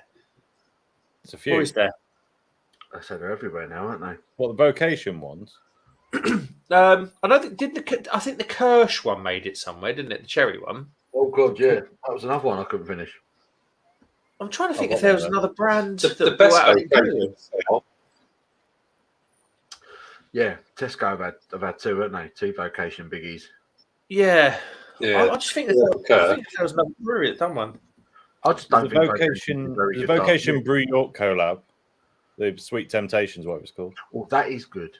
It That is good. I've got two of them. 7.4% or something. Yeah. It's quite big, isn't it? But that wasn't OTT for me. I quite enjoyed that one. It was very nice. That was my first supermarket stout, and that's probably the beer that made me go, "Oh, this supermarket beer's aren't too shabby." Mm. I mean, and they've changed the artwork on it as well. I don't know if you've seen recently, but it looks a lot. The wrap looks a bit snappier. But what's the best supermarket stout for you boys? Roaster Coaster. Yeah, It's I'm gotta be with you, Roaster Chris. Coaster. Yeah. I'm with you. But I do like Roaster Coaster. That is a good. As far as nitro stouts go, that's pretty good. Yeah. What else have I Very got? Are we limiting this to? Sorry, Chris. Sorry. Go on. That's sorry, Tom. You go, Tom. Are we limiting this to stouts, or is this stouts and port? I've got a porter that's so close to a stout, it's hard to differentiate. Go on, then, and we'll. Thornbridge's Cocoa Wonderland. Wonderland. Yeah, that's just good. That is good. They're like, see, Thornbridge's vocation are like polar opposites. I think the Thornbridge's best beers are their dark beers, and I think vocation's best beers are their light beers. I agree. I do agree with that. Yeah. But it's I think the best stout or porter still you could buy readily most supermarkets is the Guinness Foreign Extra. That's technically it's not crafty or nothing, but that is for me the best stout I've ever bought in a supermarket. And is that the one that's brewed in Ireland, or no? You can get, there's two, isn't there? There's one you can get that's brewed in Nigeria, and there's one that's brewed in Ireland. And the one I've had brewed in Ireland, I think is stunning. The Nigerian one's very good. People tell me the Nigerian is better, but the Nigerian, it was like it was like you weren't drinking Guinness. It kind of dropped all of that kind of like Guinnessy, and it was almost like a different, not even remotely close. Mm. If you labelled that up as Little Ox Brewing Company or something, I don't know, Chris. you truly believe it won't even out the same place. I agree. Yeah, it's very good. Yeah, and it's in B&M bargains for like £1.69 at the moment, or no, home bargains. I think Home bargains, yeah. That's nuts. Absolutely nuts. But yeah, if I wanted a really good stout to go into the supermarket, I'd pick up Guinness Foreign Extra or Roaster Coaster. I think those two are superb. Yeah, I'll have to give I've the not old had Roaster Coaster. I feel like I'm missing out. Have you not had it, Tom? Can you still get it in Tesco? Is it still available? Yeah. Can you? Yeah, Oh, this I could didn't be. I didn't see it when I was in the. To be fair, I've said a few times my Tesco's awful, so they've probably never had it. It's like it's yeah. up there, for me. It's up there with top craft stouts. I don't mind. I know I spend a lot of time speaking off Brewdog, but I don't mind Jet Black Car either. No, I like Jet Black Heart, and I like layer cake. Yeah, layer cake. I've had layer cake. I'm not sure if I got on with layer cake. I just remember it being quite sweet. Yeah, I not don't mind bad. that. It is, yeah. It's okay. It just nudges a bit into too sweet for me. Mm. But the base is fine. But Jet Black Heart's The thing good. is, is that the oatmeal? Is that the oatmeal one? It's an oatmeal. it, yeah. Yeah, they do Yeah. a version of that as well. Yeah, I've had both versions, and I think both times it's been quite nice. So that's one thing Brewdog are still getting right. Because the nitro stouts come out of Ohio, don't they? As opposed to Ellen. Oh, do they really? Yeah, I believe. Jet Black Heart definitely does. I'm sure that comes out of Ohio. And then Roaster Coast is Bounty, Evil Twinner from New York. Roaster Coast, I don't think does, but Jet Black Heart does. Oh, I thought The Mexican hot chocolate stout does as well. Oh, Choco Libre. Choco Libre, yeah. I never had that one. I fancied that was the one that had the chili in it, wasn't it? That's it. Yeah, that was Mexican chili in I tell you what, it was all right. It's not. It is It's a not. right. Yeah. I'm not got the urge to go and buy 8 more, but it wasn't No. bad. No, I agree. I agree with you, Tom. I wouldn't rush out to get another one, but it was all right. Mm. Elite. Roaster Coaster is from Ohio. It's Oh, is it? yeah, it's 9%, and it's from New Ooh. York. Cool. That's probably. I hadn't clocked that it was Brewdog when you said it. Actually, I was just thought it was to totally pass me by. That's probably why I've not really. I probably just haven't even looked at the Brewdog counter bit for. No, I'm lying. It's quite not a New few York. months. Pretty good though, isn't it? Like I think Brewdog do some pretty decent stouts. I mean, I had that. They've done like a heavy hitters pack, and it was the Dog Eye that was like 15th anniversary beer, Tiramisu Crew, and then another one. I can't remember what it's called, and they were rubbish. The money they cost as well. I think delivered, it was those 3 stouts and a red IPA. It was like 37 quid. Wow. And I only done that because my mate bought me a 30 quid voucher for helping him move house. He was like, do you want a beer voucher? I was like, yeah, go on then. And he went, got your Brewdog voucher. I was like, quality. Cheers, mate. Thanks, mate. Yeah, I know too about it. Right, let's get through some of these comments then. Disco says, yes, Handsome John slides into the house. Everyone talking about Afterlife. So good. John says, sounds good, David. Can't beat a bit of rest and relaxation. There we go. I can imagine the old missus got your big toes in her hands, massaging that oil into them. I bet that's all right. Lord John says, Yahoo IPA US. There we go. That's got to be the next brew. Jamie C says, Tom Hanks is a twat. I mean, he's to the point there. Should have left him on that bloody island. Don't mess about, Jamie. Chris is going to try and go to bed again at 11:16. See you in half an hour, Chris. David Wilson says Fuller's Black Cab Stout. Oh, good beer. I know you're a fan of that, Tom. Paul, sorry. It is, Tom. yeah. Anything by Fuller's the winner. Yeah. Simo says, evening, gents. Hello, Simo. Simo's in. Simo has just done a year on YouTube. So congratulations on that, Simo. Happy YouTube birthday, Simo. Are you two just twins, just born a week apart in YouTube world? I don't know. I mean, he's got quite a bit more hair than me. He does, and I can see he tried to grow a little. I see he tried to grow a tash for his live, and he just looked like a Freddie Mercury with long hair today.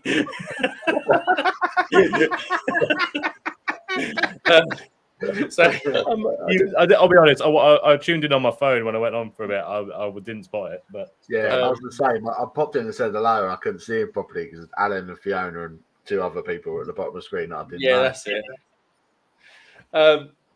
Jamie C says, "Who is watching Vikings, mate? Honestly, Vikings. What a show that is! Yeah. Unbelievable.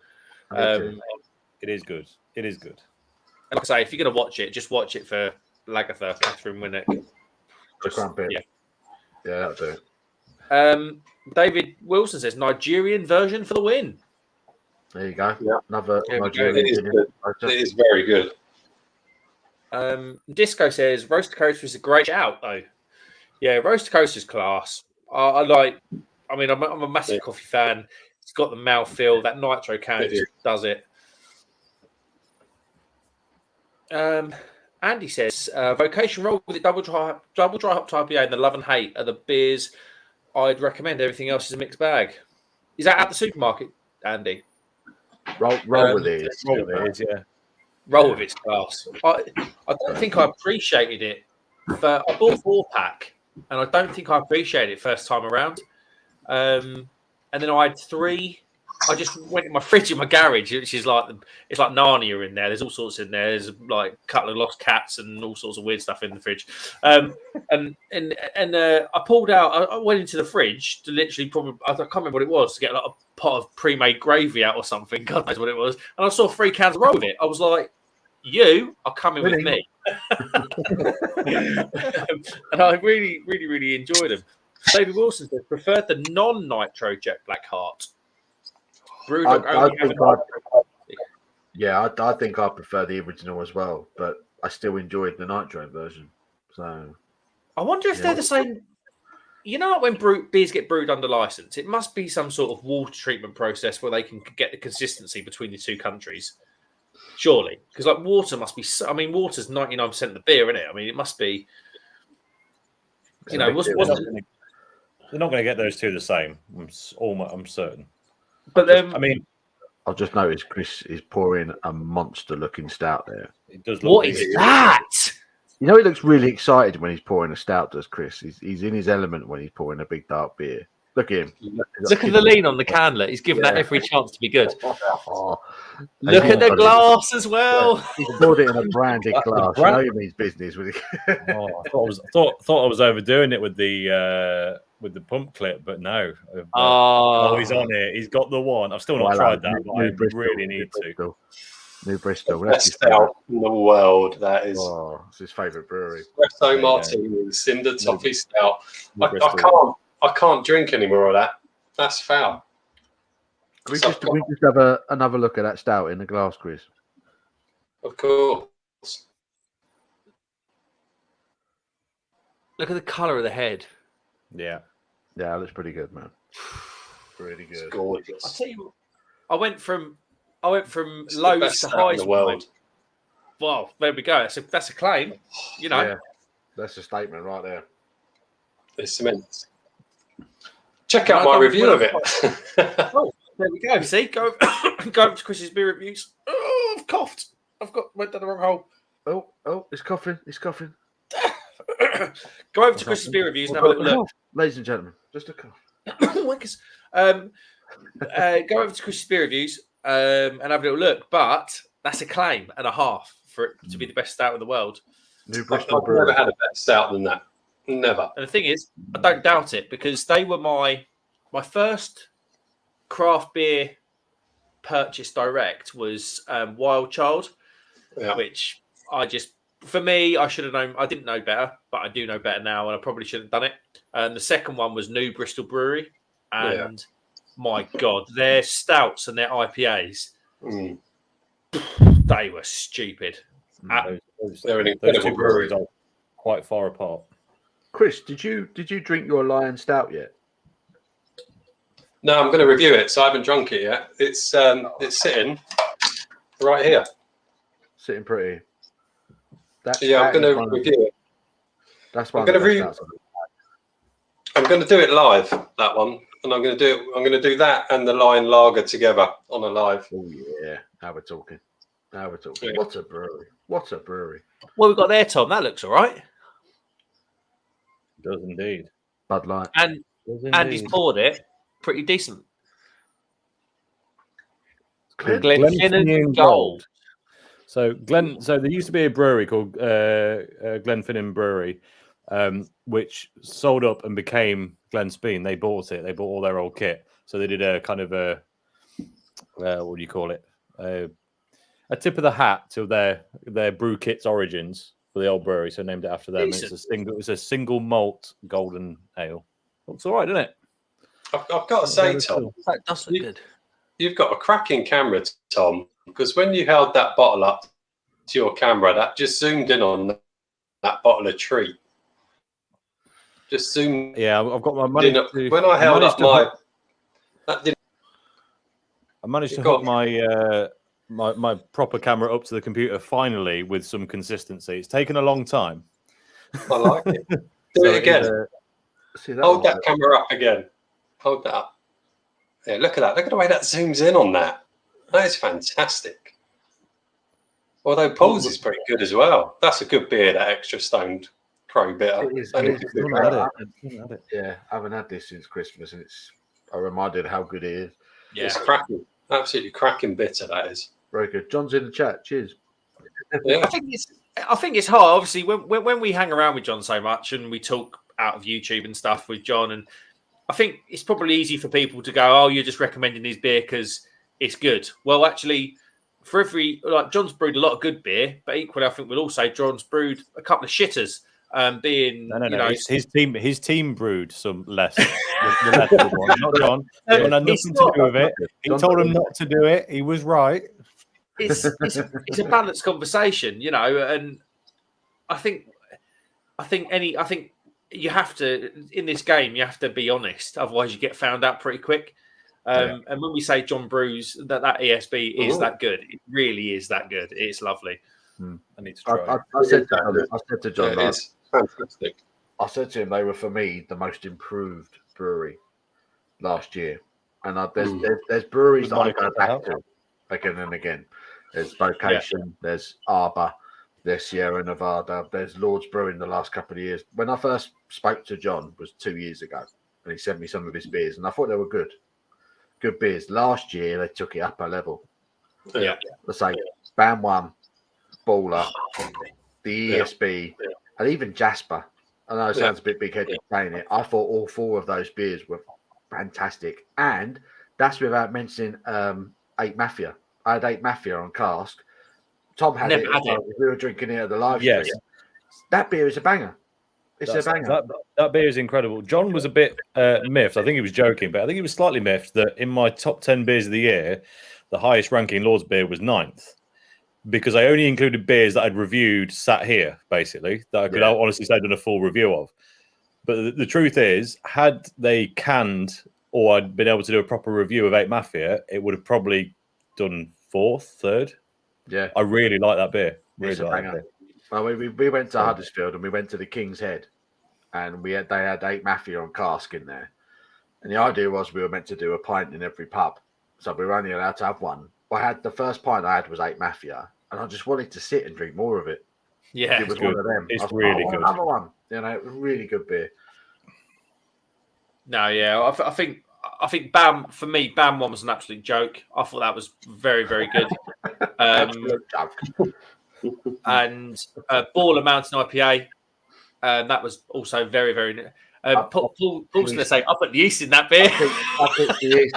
Thank you. First batch.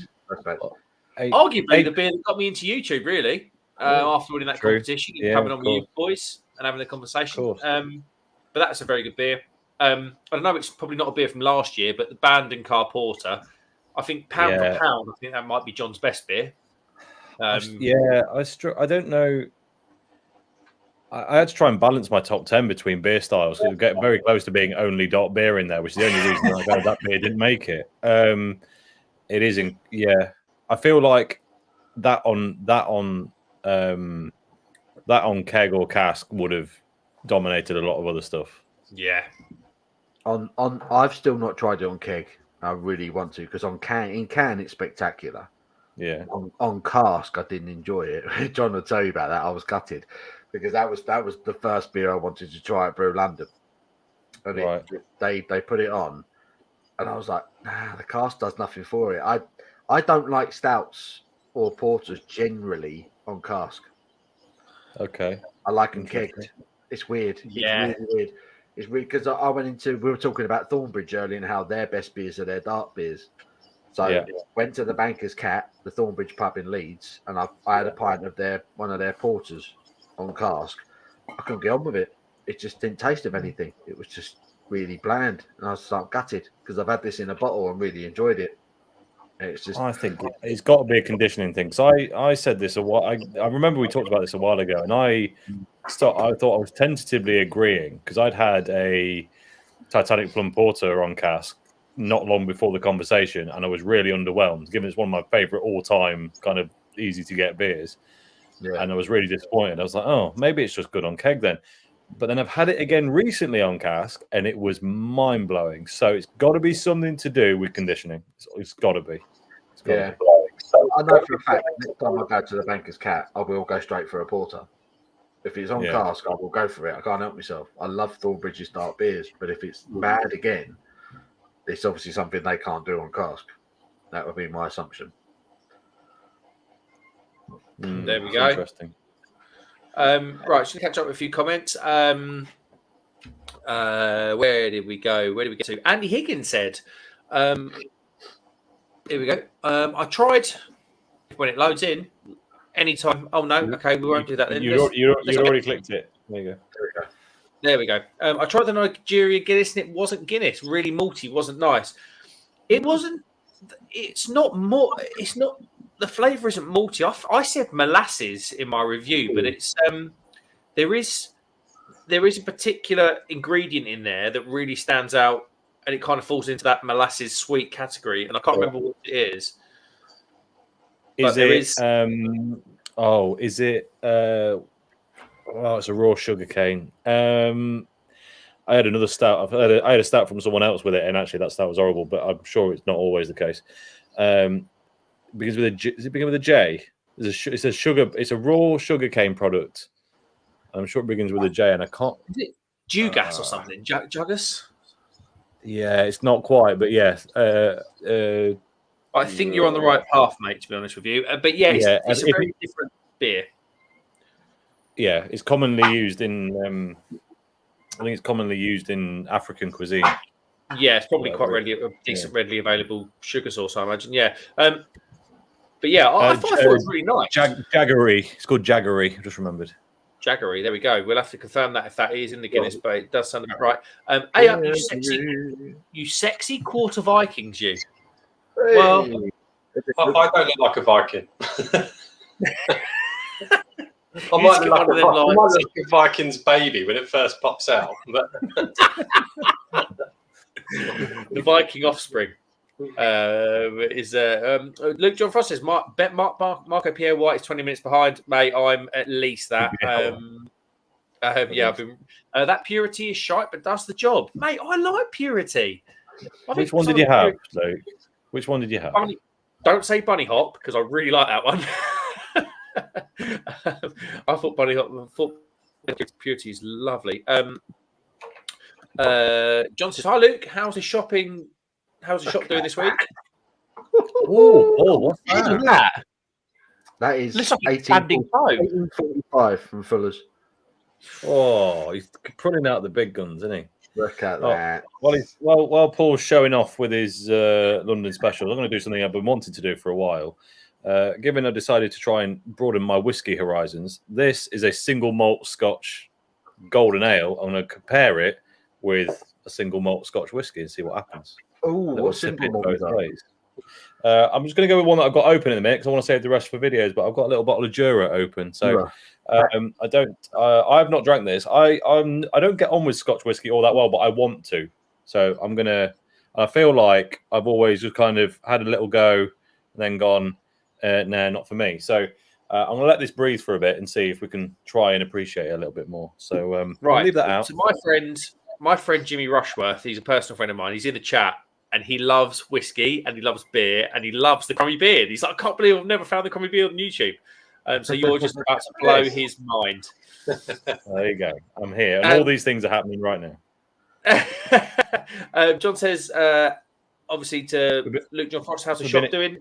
Luke John Frost. We've been here before. Luke, yeah, I know, but I was going to say, which I didn't say, is Luke John Frost owns a bottle shop online called Drunken Duckling Drinks Emporium. Google that. Use the code MBR15. I think it's still going. But at the very least, he's got some beers for some banging prices. It's insane. Right, I'm going to scan read some of the comments because I'm behind again. Jamie C says, Mark, if you like coffee porters, I should send you some of the local porter I drink. Actually, just savouring one now. Wolf Hollow Brewing, 9 a.m. porter brewed with coffee and vanilla. Mate, if you want to send me some of that, you are more than welcome, Jamie C. That sounds absolutely unbelievable. That sounds right up my street. David Wilson says, I like the glass, Chris. Thank you. Really that was specially made for me, that was. That's got Christmas written over it, isn't it? Is that Christmas? Was that Christmas present?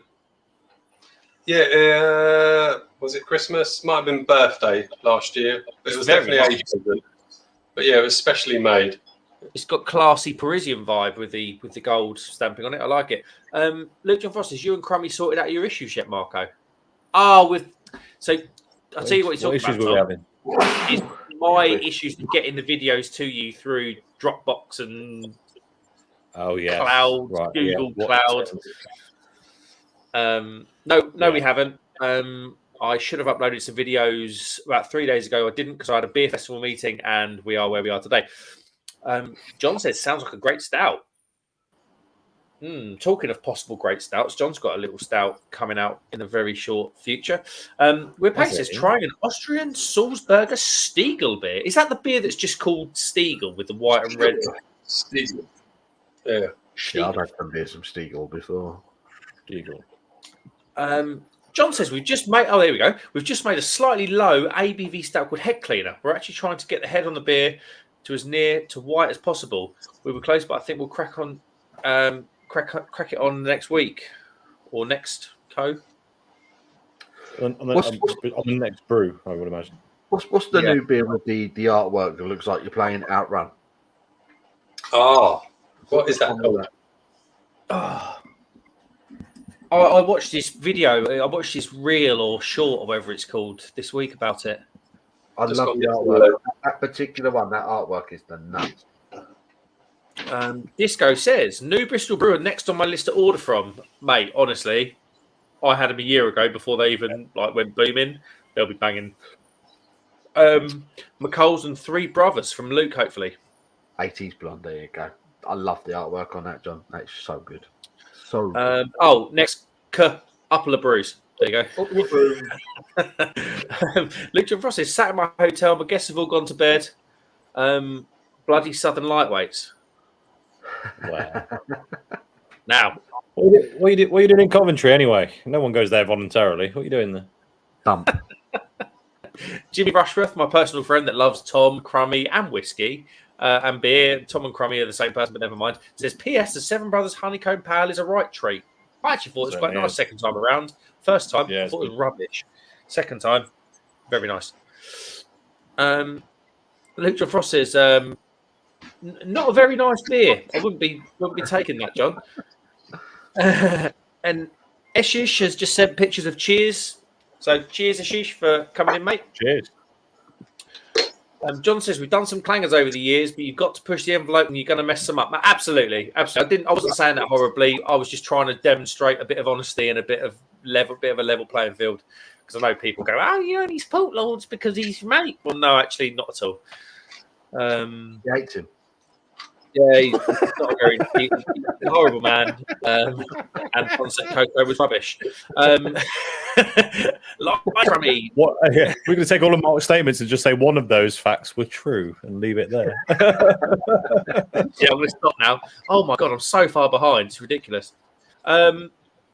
Purity still rubbish, says Luke John Frost. John says, night, David, have a superb week. Oh, David's off. David Wilson, take care, mate. Have a good weekend. Travis says, while all you guys have to watch the Super Bowl. Oh, I thought there was a second. Here we go. While you have to watch the Super Bowl in the wee hours, it's 10 a.m. kickoff for me in the Monday morning, and I'm not working. You can watch the whole thing and you'll be with it. Makes total sense. Yeah. F you, Travis. Sharky says, hit the like for those that haven't yet. Yeah, if you wouldn't mind, that'd be lovely. Cool. Tickle that button. Do it. Tickle the button. Travis says, Lord's Brewing. Hey, Johnny. Trav. Everyone's going nuts for Trav. He's a good old boy, Trav. Neither is curling. Oh, what's that about? Oh, not a proper sport. Neither is curling. Yeah, fair play. That's about the only gold medal we'll ever win in the Olympics, to be fair. Luke's obviously says that. John says, Travis, what's the Super Bowl? It's like a massive bowl for cereal. Super Bowl. Oh, to be fair, I'll tell you what, a massive bowl, a box of Crave, that Crave chocolate, Crave cereal with the chocolate in the middle, and it's about 4 pints of whole milk. I'll be done for days. Right, I'm going to go for a quick wee definitely not in the garden. Definitely not going to go in the garden. No, he's not going to go in the garden. Mark, you do have one thing you need to do though when you get back, which is you need to adjust that banner that's scrolling along at the bottom of the screen because it's not got Chris on there because you didn't know he was coming on when you set it up. Sugar. I'm going to do it right now. That is the question though. If you could have a massive bowl of cereal. I never noticed. I didn't even notice. Thank you, Bob.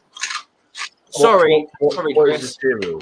What is the cereal you choose for a massive bowl of cereal? Crave every single day of the week. Crave. I'll be honest. All right, it's going to cause uproar. I'm not that big on cereal. It's about I don't find it that exciting most of the time. But I am gonna give you an answer, and that is I want a massive bowl of the original Crunchy Nut cornflakes, not the new. I knew you were going to say low Crunchy sugar Nut. I ones. fucking knew it. The original ones. I want the original ones. Original. Chris, what are you saying? What's the best bowl of cereal? If you're a giant bowl of cereal, what is the cereal that's filling it? I don't know, because I don't do cow juice, so I don't really do cereal. But when I did do cereal, it would be 3 Weetabix with the thickest coating of sugar on the top you can imagine.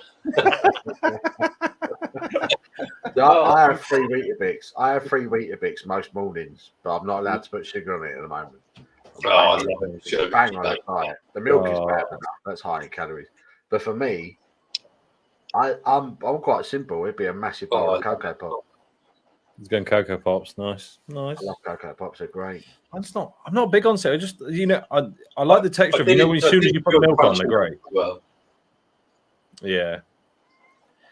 Just got that. They've got a bit of extra. But yeah, as soon as you put the milk on, they're fine. Give them 2 minutes and they go too much. I'm not fussed. yeah. But Crunchy Nut cornflakes, I can eat them without milk. Yeah, I do like Crunchy Nut cornflakes. They're good. True. that is true. Frosties are good. Frosties, It's got to be Crave. I've never had Crave. I've never tried it. That looks just more like a sweet than a cereal to me. Yeah. Exactly, Paul. And that's why I'll never be my target weight. Can we just rewind a second? Did you just go to the toilet, Mark? Is that where you went? That was the quickest piss in history, wasn't it? That was a world record. That was so fast. Did you piss on the picture of that woman? Here he is. What the fuck? Watch the cable. Watch the cable. I've had to run a bloody LAN cable through your house. Mark just weed on your picture. He's definitely just peed on the floor somewhere, isn't he? That was massive. I think he's had a few bevies. Come here, Sean. All right, hold on a minute, Mark. I need to check. Is this another one of your Canadian friends? No, he's not Canadian. He sounds like he's from Manchester, but he's actually from look. where? Well, I don't care. I'm playing it anyway. Canada, hey. Canada, hey. Hey. So, Sean is the proprietor of this fine establishment, aren't you, Sean? He's been ruining your gaff, mate. Hey. or not, apparently. Hey. Next week we'll come on to the letter B. It's like Sesame Street. Hey. Not a Canadian. They're always on A. That's a true statement, that is. I swear there. Do whatever you like, mate. It's your palace. Hold on a minute. I need a piss. It needs a wee. Do you go to? Are you going to use the same toilet I just used? That picture of that woman. The garden. He's put to the garden. Listener's mother, or whoever it is. Hanging out behind it. I've only just noticed her. Slightly creepy. Isn't it? What is that picture over your right shoulder, Mark? What is it? Under the liquor bottles. Yeah, below the spirits. What is that picture? Yeah, what is that? So this, right? If I move this, it's going to go peak top, but I'm going to do it anyway, just for the entertainment. So right, I'm literally bringing my whole laptop with me. That is a picture that Sean, I believe he drew it of himself when he was a trainee in the army. He's changed a lot. But His neck shrunk. Yeah. I'm a little bit disturbed by that picture, if I'm honest. I don't want to see it anymore. Oh. Sorry, hold on a minute. Your mate Sean is actually Kim Jong-un. It's either that. It's a cross. Imagine if Kim Jong-un had a child with Screech from Saved by the Bell. Yeah. Or Beavis from Beavis and Butthead. Yeah. One of them. Or Neil Buchanan of Art Attack. There's a few things going on there, but none of them are great. I'll tell you what. Fun thing about Neil Buchanan, I'm not even joking. When I used to play football, we used to play for a team called Sutton Saints in Sutton Valence in Kent. We rocked up to football training, and Neil Buchanan was doing one of his big art attacks on our football pitch. It was like, mate, you have to go. It's like, bugger off, Neil. We got football training. Swear to God. I used to love Art Attack. Great show. I feel like Mark just bumps into semi-famous people all the time. After that, and his detail of what's her name? Trisha. No, the putty can woman. Trisha. Oh, that was good. Oh, Alex May Hughes. Alex May Hughes, yeah. That and the whole Trisha thing. I've forgotten about the Trisha thing, so thanks for reminding me of that one. That's a good one. You went to Trisha, Mark. Never let him forget that, ladies and gentlemen. He went to Trisha. Oh, we got the light fell off the fridge, Sean, and it sounds like a mouse every time it spins around. It's weird. Listen to it. It sounds like a mouse. Oh, that. Right. Everyone's in. John says a bowl of Lucky Charms. Yes. Lucky Charms. I'll tell you what. Eat your way around the little biscuity, weird little things, and just save all the sugar bits for the end. Pro tip. That's another thing. What's everybody drinking at the moment? An amazing stout. Don't know if I've mentioned it. Yeah, you'll be drinking that for the next 2 weeks, I think. 1845. From the Mighty Fillers. The Mighty Fuller 1845. There we go. The funny thing is, Paul, This country. you've had a couple of beers since you've been on, Paul, haven't you? But I never see you since I've been on the stream. I haven't seen you put a glass to your mouth once. How you do it? Magic. There you go. Just happens. It's got Pringles. Mate, we've got. It's got another He's one. got Pringles. He's colour. got That's magic. sizzling hot cheese and chili. Oh, What you got? What's that one? That one looks good. What's that one? that looks good. I like that one. That looks good. The Texas barbecue. Yeah, they're basic. I like But he's them got a ones. smaller. How many bottle Pringles of has the man got? Calitrine. Got a lot of Pringles. He knows his I've never even seen that one. I tell you what, I know you don't. I had jalapenos here the other day. I had all sorts of Pringles. Sean, tell them about penguins and why this is called the Lost Penguin. Yeah, why penguins? Why penguins? There you go. Oh, he's shifted off somewhere. Wait a minute. Why are you walking like you're 70 years old? You're like shifting your I feet am like my fucking granddad. 70 years old. He's like your question was shit, Mark. I'm doing one. Yeah. Here we go. Oh God, be careful! Don't watch the bottle of port. I'm not joking. Just be careful. What's he doing? How's he now on that side? He was on that side a second ago. See, I'm behind a bar. Like this is a prop. You're perched on the bar top. You always know when you've had a few, when you get an idea. You get an idea in your head and you just do it without saying nothing. Can you see that? The lost penguin. Pull the fucking screw out, I think. You did know it's just dropped down here, mate. Ripped it off the wall. Yeah, he's literally just ripped a screw out of the wall. It's down here somewhere. Sean, I'll have to get that in a minute. I love that. That looks like There a you bit of timber as well. There you go. That is the Lost Penguin. That is the Lost Penguin. There we go. Why the lost penguin? I spent a year in the Antarctic. Spent a year in the Antarctic. Could you hear that? Hey. What? Tell him. I spent a year in the Antarctic, That's awesome. and so I am the Lost Penguin. It's a big secret. Oh God. There we go. And if I got lost before I got there, or since I got there, or whatever, I fucking am lost. Just be careful putting that, mate. It's about. I can't even. Yeah, we'll do that in a minute.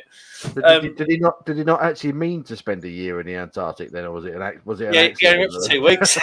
See the Northern Lights. Hell was there. Southern. I was about to say, Mark, your geography's a bit off there, pal. Australis. Right. There he I've is. done the Northern Lights as well. I've done Was the Southern Antarctic Lights. the low, the one down near Chile, the southern one?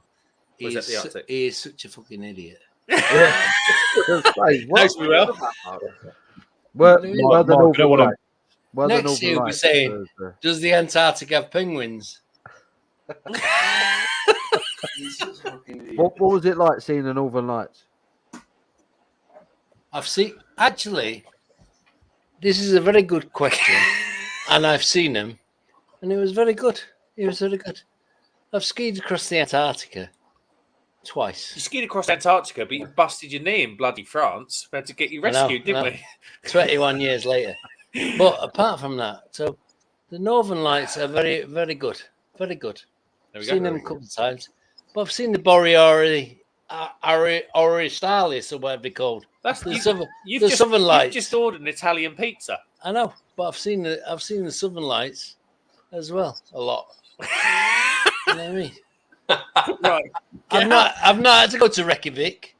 Get out I've of the done way it, and get I've me some done it. Pringles. I've done it. You know what I mean? Right. It's like real life stuff. I don't have to pretend about it. I've done it twice. Right. There we go. I've lived in snow holes Snow holes? That's what you want, though. in emergencies in the north and the south. You look like Dick Van Dyke from Mary Poppins, that one.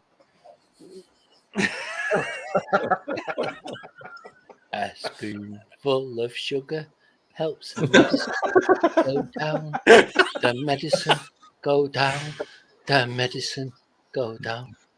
Apparently, a spoonful of sugar helps the medicine go down. The medicine go down, Mark, it's time for full screen mode. etc. Right. We're gonna get him. We'll get him soon. Right. What are you drinking, John? What are you drinking? Because they obviously weren't serving beer at the other place, were they? Oh, Did they shut the pub voluntarily? He's gone to the Belgian drawer. No, jeez. dear. No, I haven't had any of that yet. I like the look of that corny one. Corny. Yeah, thank you, mate. He's got the corny one out. What's he drinking? He's just given me a glass. That's helpful. Is that It's actually glass as well. is that a Le Chauve horn? Is it a Le Chauve horn? No, it's a Le Corn horn. Oh, a Le Corn horn. Oh, he's got the glass for it as well. Get it poured. Mate, honestly, so Get it poured. So for those of you that haven't heard the story, Sean lives and works primarily in Belgium, don't you? What have you got there? I've got a bottle opener for Mark's Lacorn horn. No, you got to hold it up the other way. There's his bottle opener. How smart is that? Oi. He's not clocked it. I was going to say. Hang on. I didn't notice Hold it on a till you minute. turned it the other way around. Hold on a minute. I've got a unsuitable friend who's bought me something very similar. I'm trying to see if I can find it. I like that bottle opener. He prefers the little cup.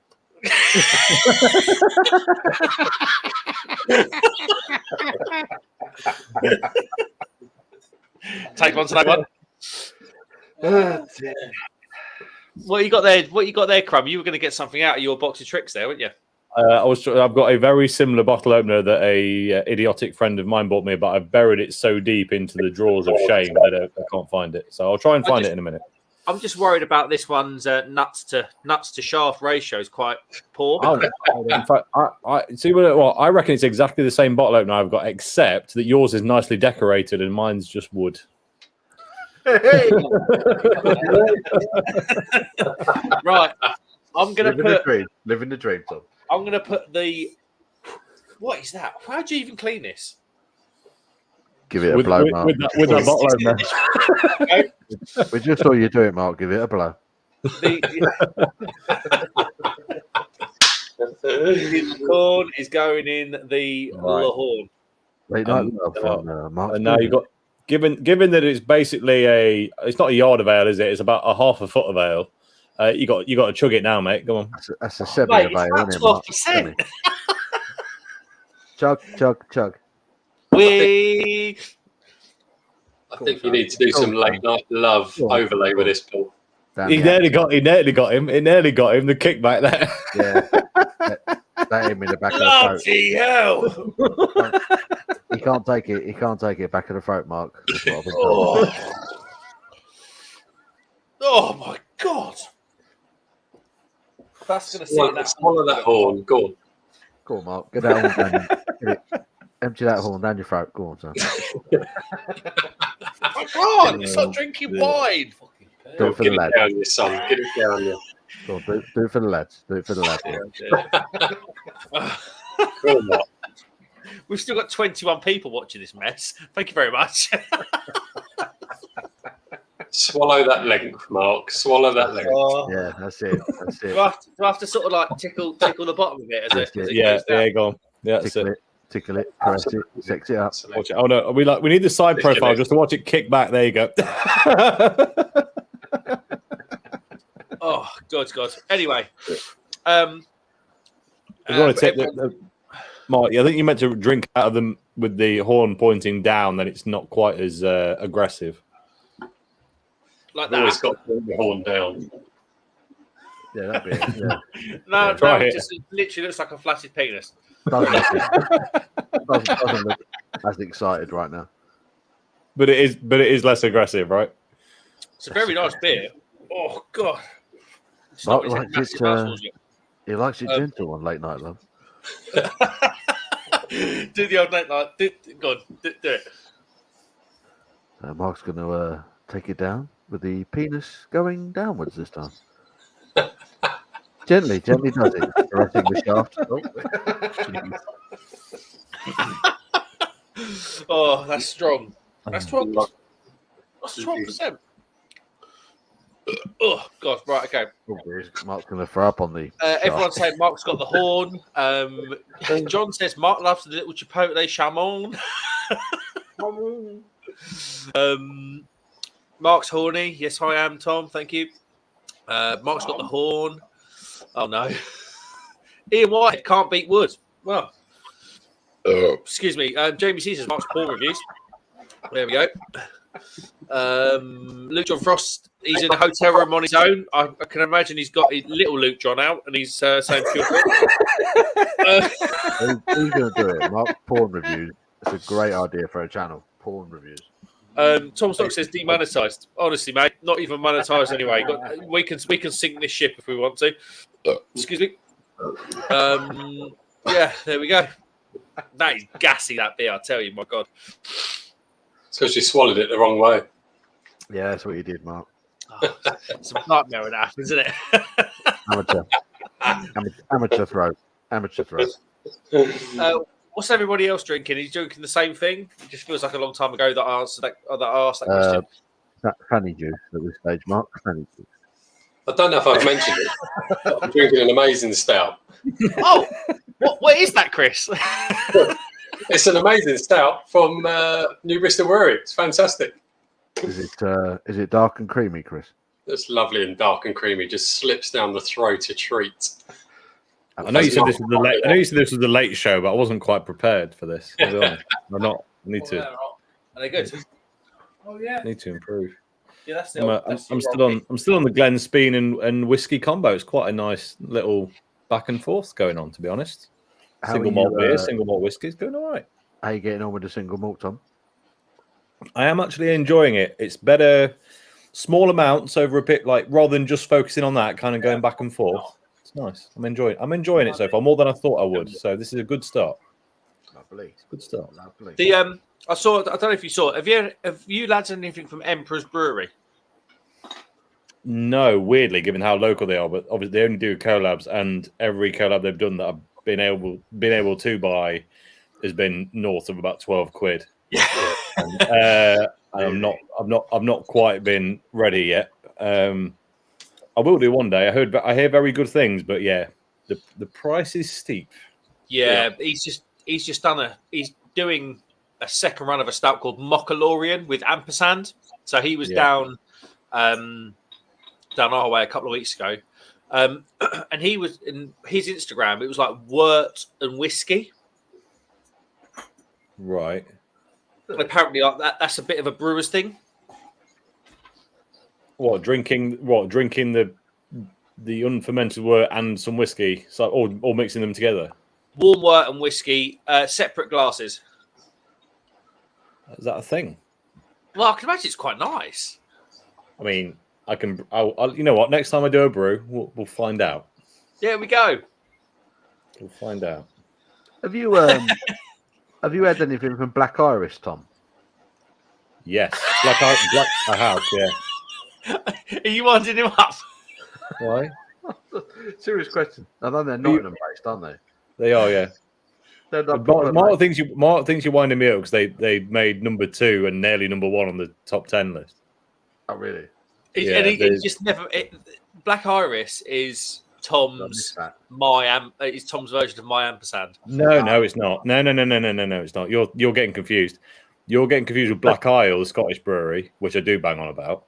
Yeah. No, Black Iris are a Nottingham brewery who actually for a long time I've said I'm not really keen on because they do a lot of high strength, high hop pales with a lot of citra in, but they're in the last year or so they started doing some very proper impies, and they are very good. And I had the Cherry Bakewell impy, which was the Slipknot themed beer. And that was it was mind-boggling. Really good, that one. It's come to my attention. They've done a Motorhead better stout that I have to have. It'll be good. I'm almost certain. I have to have. But I have to have. Motorhead, I have to have them. There we go. Disco Nose. It's called Brewer's Breakfast Whiskey and Wort. There we go. There you go. There you go. We learned a thing. So I've just realised what John's doing. He's put an emoji of the thing that they. Is it that one? Curling. So I've got to go, lads. I need to curl one out. Very good. I can just imagine Lydia on the bathroom floor with the broom like that. Come on, John.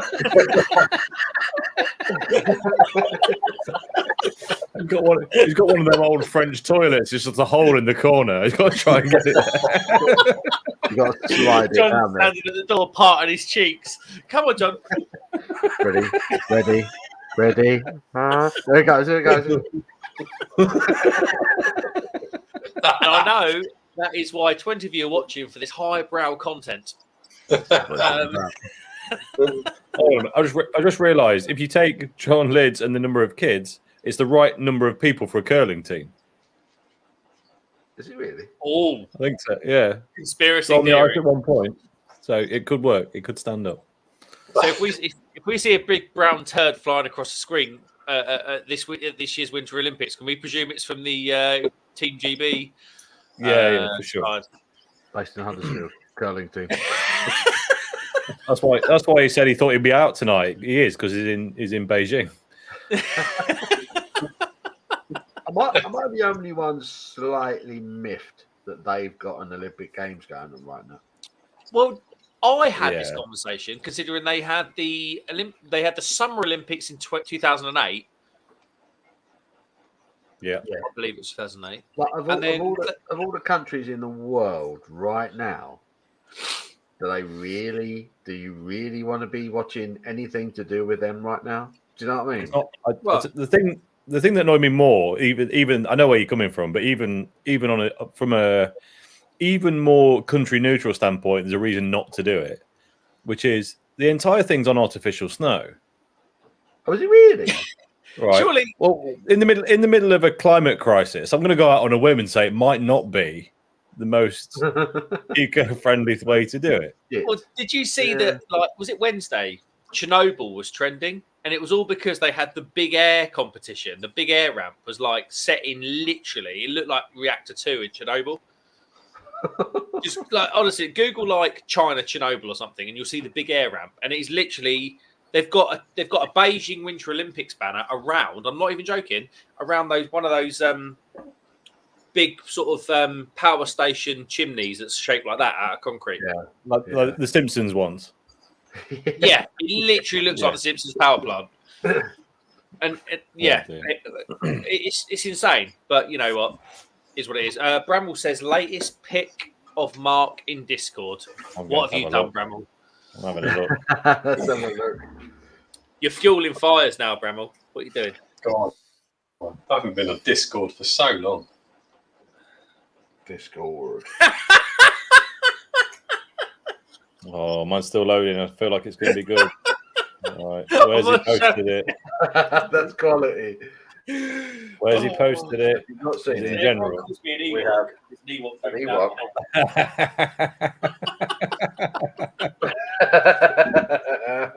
Mark, I don't want to. Mark, I don't want to alert you, but in that picture, you seem to be chewing on the wrong end of your horn, mate. I just want to do a recreation. That's fantastic. Chug. Oh. Go on, son, get it down here. You dirty bitch, that's it. Yes.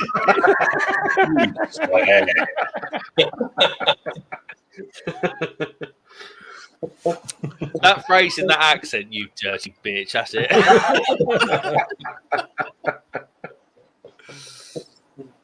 Oh dear. But Good lad. right, what's going on then? Blue John Frost says Winter Olympics are awesome. China shouldn't have had it after Pyongyang in Korea last time. Fake snow makes it 5 times worse. Well, this is the thing, right? I'm a massive skier, and I've been to French ski resorts where they literally pull snow off one part of the mountain and helicopter it into another, right? But don't you dare go into London in your 10-year-old Ford Fiesta, otherwise we're going to slap you with a £50 congestion charge. Yeah. Come on. I mean, come on. What's made me laugh in the news this week is talking about how they're going to start charging people by the mile when everything goes electric. And I'm like, you haven't even developed the infrastructure for everyone to go electric yet. So how are you going to start planning how to charge us when you do? It's not going to happen, is it? It's never going to happen. They're so freaking deluded. It's hilarious. It's hilarious. This is where Volkswagen Audi Group end up being the next Amazon, Jeff Bezos, Tesla company, because Porsche is still pushing renewable fuel, synthetic fuel hard. They're not. They've gone electric, but they're not really pushing the extremes of it particularly.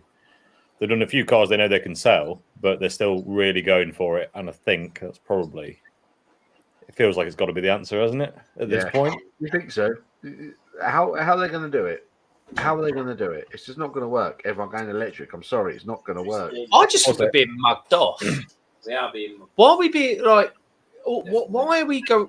We've never been greener. We've never been more sustainable than we are now. Yeah, our energy bills are skyrocketing. The green agenda is going to cost people money overall. We see it in the short term. Yeah. How are we paying more for energy now? How? I'll tell you what, it's the same. It's the same, right? Do you remember when the government said, you know what, we're going to make diesel cheaper than petrol? I remember that. That was quite early on in my driving career. It would have been around about 2007. And then they went, diesel road tax, that's going up 70%. And it was like, you're literally, it was like overnight. It was like diesel fuel duties going down. And at the same time, diesel road tax is going up. Yeah.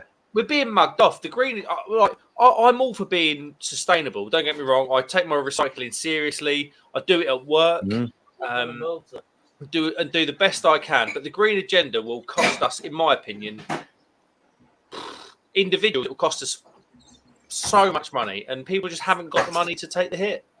No, I agree. Yeah. No. I mean, if you're gonna top your car up out of your mains electric every night, given the current price of energy, why would you bother? Why would you? Yeah, but here's the thing. Yeah. Where do we get lithium from? Africa. Mine's in Africa. Yeah, Africa. Of course it could. And who has bought Africa? And who owns Africa? Chinese, you waving a Belgian beer at me. Oh, tongue did lipo. We've got the rugged answer there. There we go. But the thing is we're burning wood pellets for energy at the moment. Probably. We're burning recycled wood pellets for energy. Is that a bad thing though? Well, is it green? Here's the thing. No. But it's better. No, but it's better than digging it out the ground. Oh, it's better than coal. Don't get me wrong. Here's the thing. Don't knock the Chinese because they're communists. Communist means one for all and all for one community. That is the ethos of the communists. But how come so many millionaire communists are in our universities paying out our university fees? I'm not racist or anything like this. What happened to the little guy with the black pajamas and the big hat in the rice paddies? Is he not the same guy as the millionaire communists that are in the universities all over Europe? And what's going on here? I to be honest, I don't understand enough. I just think the green agenda's costing a shed load of money, and there's people, working class, minimum wage people that are going to be pinched up to the eyeballs. I'm lucky; I can take the hit. We're being sold a duffin. We are being sold a duffin, and I think And I tell you what, the electric cars, load of bollocks. It really is a load of bollocks, and it's very green and very good for all sorts of people, except that little fella, that little black fella with a cleft lip down in the mines. Yeah, in doing the Africa. hard work. Yeah, Really? no, I do agree. I do I'm agree. not racist. No, I know it's not racist to say that. I think it's really hard. I think it's really hard. I don't Just know. want to say. Paul's left. He's gone. He's like, he's got nothing. He's got no to contribute. He's just gone. He's going to mess me on WhatsApp in a minute. Who's that? No, Paul. He's of the same mind as you. No, I think I just struggle with it. I don't. We aren't prepared for the the green agenda. Like on paper, let's get it right. For me, the green agenda is brilliant. We save the planet. We prolong all the I don't know. We do what we do with the green agenda. That's absolutely fine. But in the short term, I mean, we're just seeing the start of the green agenda, and all of a sudden, everyone's energy prices have gone up £645 a year. I think it's even more than that. Even more than that. Yeah. And then the government have said, "Don't worry, we'll give you half." Was it less than half as a grant? Well, when certain families come, hard-working single mums and stuff, they come to the end of their bills and they've got 30 quid left a week spend on luxuries. Dave Etchell says we need more nuclear power stations. I totally agree, David. I can't think of a green, obviously it takes a lot of energy to build them, but I can't think of a greener energy source personally. Not that I'm obviously, I drink beer out of glass horns apparently. So, that is a thing. I don't know. Right. Unrelated. John's off to bed. So bye, John. John is off the bed. Off the bed. Yeah, Right, John. I'm off the bed. You sex pests. John loves it. He loves us, is it? Absolutely loves it. I met John a couple of weeks ago at the Sleeper Lager beer launch in Huddersfield, and There you go. he is exactly what you expect him or expect of him after you've met him like this. Lovely guy. Indeed. He is. Bit shorter than I imagined. We'll say that. I was about to say, given that you were shocked that I was taller than you thought earlier, I was going to say, did you expect him to be taller than he I think is? he was shorter than me, and I'm 5'10". There you go. How tall are you, Chris? You look tall. No, I'm only 5'8".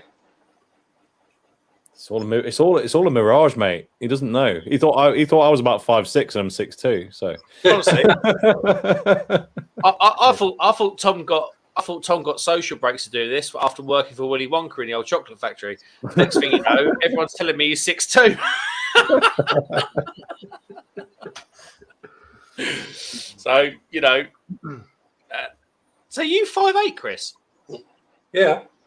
And how tall were you? How tall were you tall? How tall were you tall? I'm going to say I'm 6'1". Yeah, I was going to say 6'1". Okay, when It's funny. I met Crumbly last year, I was like, he's bigger than me. Can't believe it. Jesus. So it's funny how people come across on camera, innit? Because when I can't remember what we were talking about either. I don't know whether you were with someone else, Paul, or on camera or something. But Dishman Connor's like, is Paul tall? I was like, yeah. He's like, he's about the same height as me, give or take. She's like, I really thought he was smaller. Don't know why. I was like, she was like adamant. She's like, it can't be. I was like, what do you mean it can't be? You've seen his shoulders and his head. I was like, how can you tell? It's weird. You build up this picture in your mind about what people are going to look like. Yeah. It's weird. Yeah. How tall is Peaky Blinders? Dick Van Dyke, my old gentleman. He's tip of the cap to you, sir. how tall are you, John? 7 foot. 7'15". I was going to say the Big Show is wearing a rather fetching salmon shirt this evening. That is a looker. That is a looker. How many birds did you get hold of this evening wearing that bad boy? 8. I hope that wasn't one on each finger, mate. I'll be honest. You're in a new relationship, aren't you, Sean?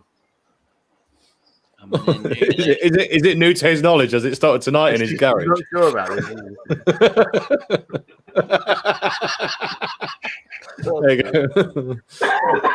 We need to, why? It's a real shame that other people can't full screen other people because that would have been a perfect opportunity. There we go. I love it when people are that drunk. They just sort of smile and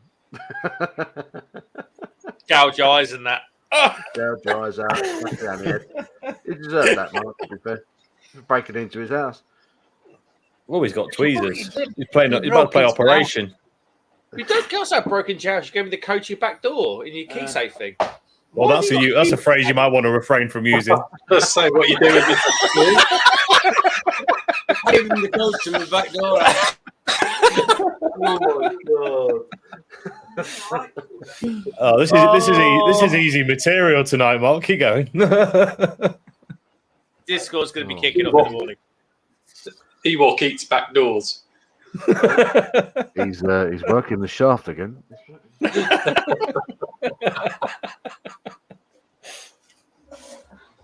I don't know why is it every sentence is 3 times funny when Paul gets close to his microphone. Don't know why. It just is.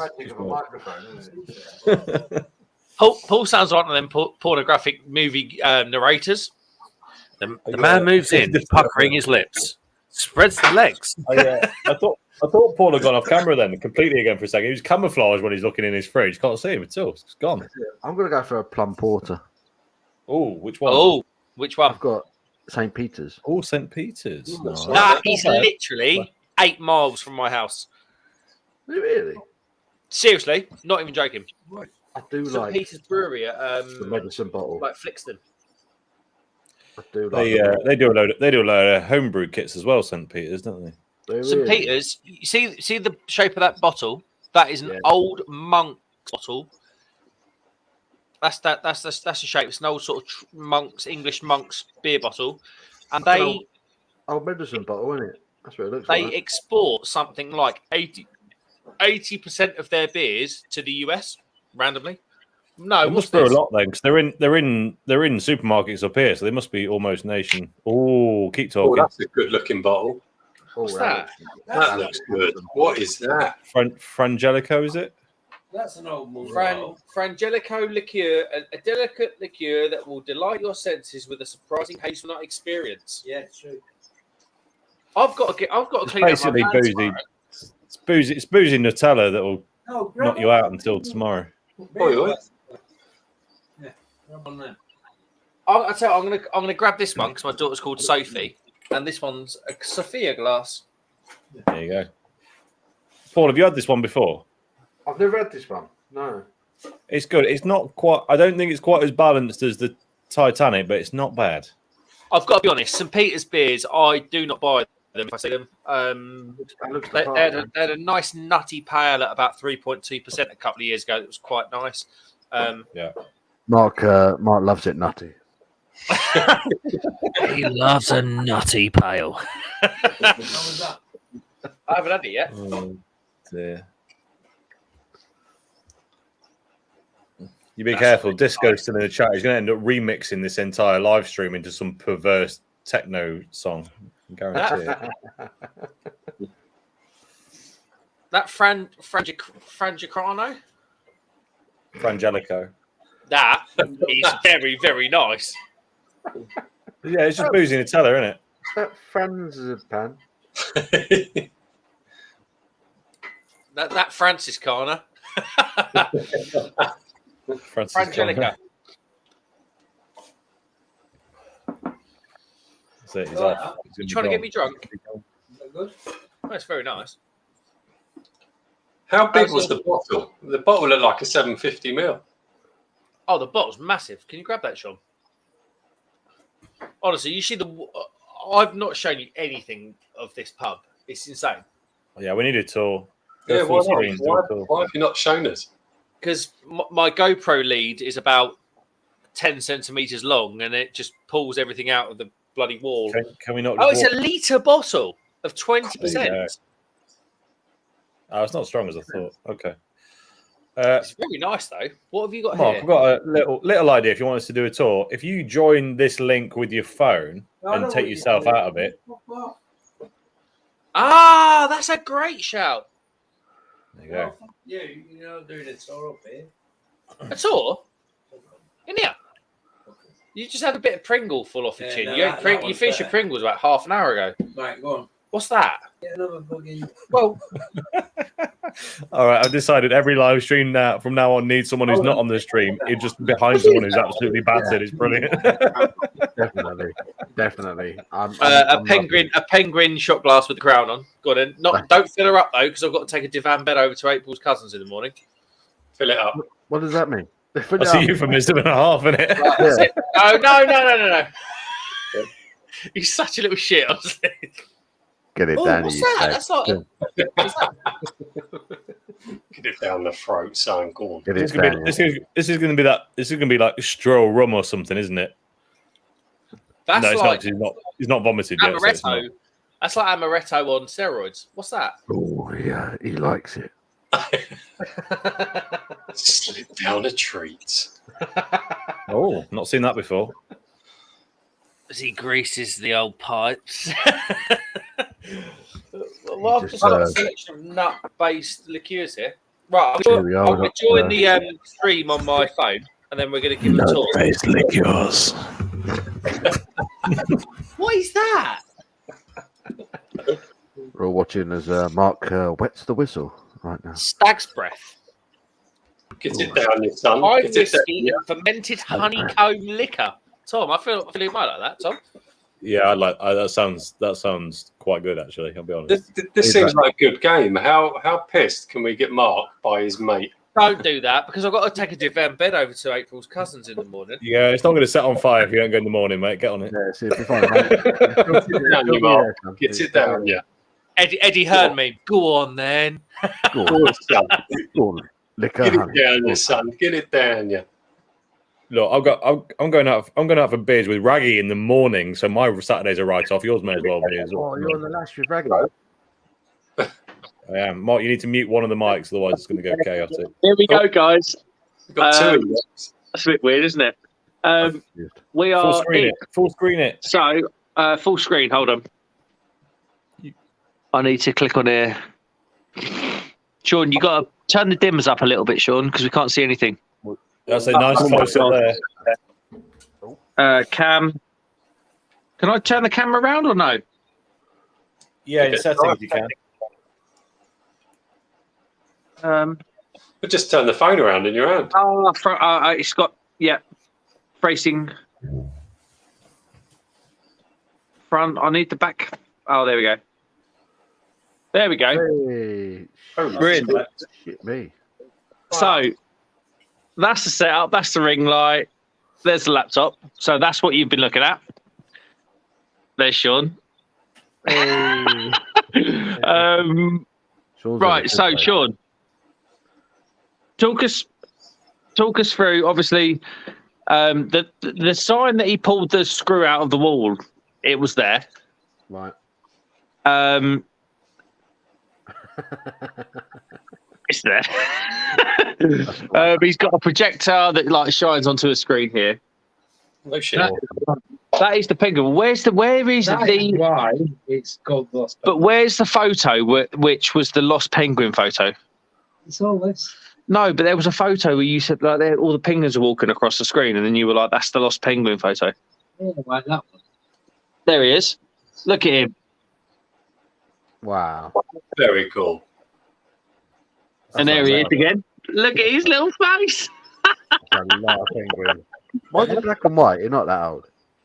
Honestly, mate, ice picking. That's in Milton Keynes. That's in Milton Keynes. And there he is there, look. Yeah, that's Hemel. Who's it? Is that you? Is that you there? I was the barber, yeah. You were the barber. I would not. I don't trust you with. I don't just being in my vicinity, let alone cutting my hair. And then he's got that's the wall of spirits. That's, I mean, for context, that's, I mean, what's that? 1.5 meters long. He's got a choice. All sorts of. Can we get a close up of those spirits? We need to see what he's got. Pardon? Can we get a close up of those spirits? We need to see what the selection is. Yeah, we do. Yeah, we've got the German beer glasses down here. So we've got like the Chimay, the DuPont, the Leffe, the Westermaler, the Tongurlo, the Fagnes, the Safina, and the Golden Drac, and whatever the hell that is. That looks like my ex, actually. Bit weird. That is tequila. Tequila. There we go. Not going to try that. He's got all of these. Yeah. That's like gin. Is that like looks like gin shelf actually? Yeah, it's gin shelf. Bit weird. Going into Crummy the- Beard's. Bit weird because Crummy Beard's name's on this one. Knob Creek. We got that. That was the hazelnut. No, almond one. Well, he's got all of these. Just a lot of gin. That's a lot of gin, and then he's got Rum. all of that. That Friendship Clano one, More rum. and then if we pan round, he's got all of the ceramic. Ceramic. Very nice. Oh, I like those. Very cool. Oh, it's just. Are they German? They're German, aren't they? They're from sheep. And They are the beer fans. so why are you whacking it like you're some sort of corporal? What are you doing? No way. And then They have a natural tendency to probably should mention Bass Corner. So Engineer Dave was a guy that helped build this. There he is, good old boy. He's a Viking. He died. He died, didn't he, a little while ago? Just had a heart attack and died. Yeah, horrible. But he's got a little corner there. So he's got Engineer Dave. See you at the FRV. His picture. Bass. His name was Dave Bass. So there's a Bass guy there. Rorke's Drift, because that was a battle of Rorke's Drift where the engineers got annihilated. What does the bass sing? Can you push it? Has the Bass got a battery in it? No, it doesn't do it anymore. That's probably old news. He's caught the bass on the hook. Bass But yeah. deserves a new battery. So I'm going to go back to where I was. Can we have a So look behind the bar. Can we have a look in that really smart fridge? Oh, you want to have a look at the fridge? That's a Right. So proper fridge. this is actually pretty. So I've given it the big one, and he's got Brothers Marshmallow cider in there. Is that for Amelia, your daughter? Perlenbacher San Miguel, Pilsner Urquell, Stella Artois. What is that? HCC. That's like. Oh, yeah, but that's the fridge. That's the drawer. And this is one you want. That's the drawer where it all kicks off. That's not bad, is it? Fagness. There you go. Look. It's got loads of that fagness in it. Lots of fag. Loves the fag. What do you mean the door? It's just got Oh John my Smith's in it. days. I could live in there. And Lil. That's the nuts. Right. I'm going to take this off of this. You didn't even get this. No, I didn't. That looks like heaven. Yeah, he's got a Jack Daniel's shelf over there. He's got a tequila shelf. But that's come out of motor cases. It's made out of mortar cases. Where's the Nice. Jack Daniels shelf? What you got? What you got on the old Jack Daniels shelf, Sean? He's got Tennessee Fire, Tennessee Whiskey, and Fire. Tennessee Honey. Yep. Is that a bit of? That's a bit of the Berlin Wall as well, isn't it? That is a bit of Berlin Wall. No way. Of course it is. Random got a bit of the Berlin Wall. It's Bit just of Berlin Wall. Everyone knows. That's cool. That is There you cool. go. shits and giggles. Right. Let me get this absolute wrong and off for the. That's me, by the way.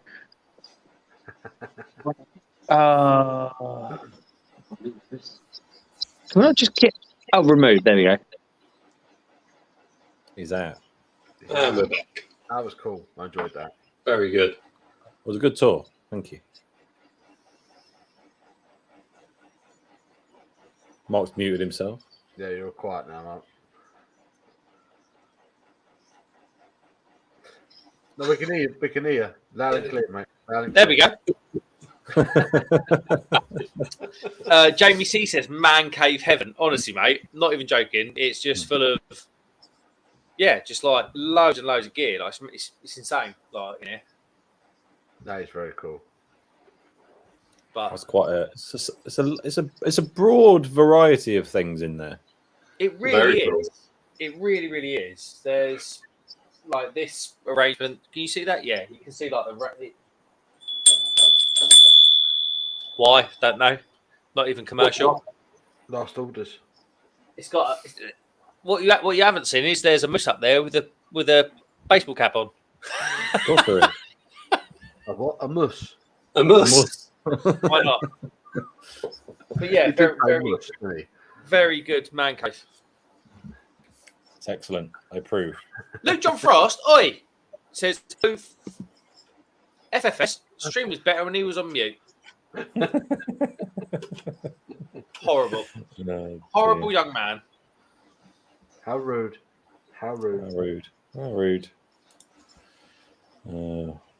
It does remind me of what I've got to do in Horrible order. young man.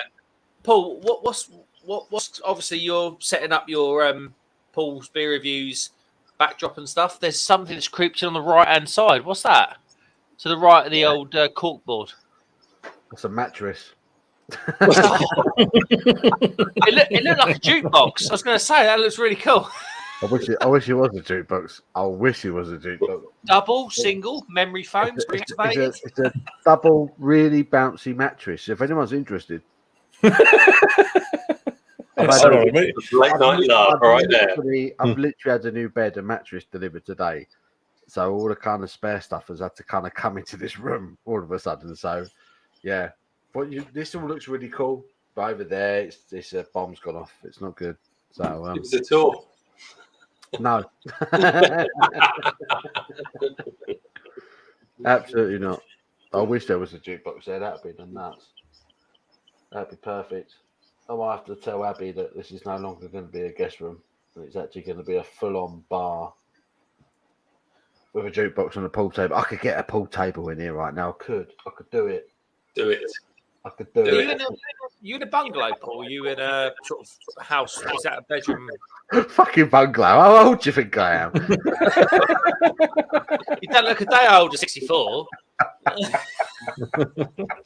I'm in a bungalow, mate. Yeah, we've been waiting years for this. Yeah, no, it's, we're in a. Yeah, this is upstairs. This is like the spare room that I've turned into the beer room. So, yeah. Yeah, it's definitely not a bungalow. No, I just wondered how you're going to get a pool table up the stairs. That would be a It can job. be done. Yeah, that would be a job. They're heavy as motherfudger, aren't they? You can Yeah. do it.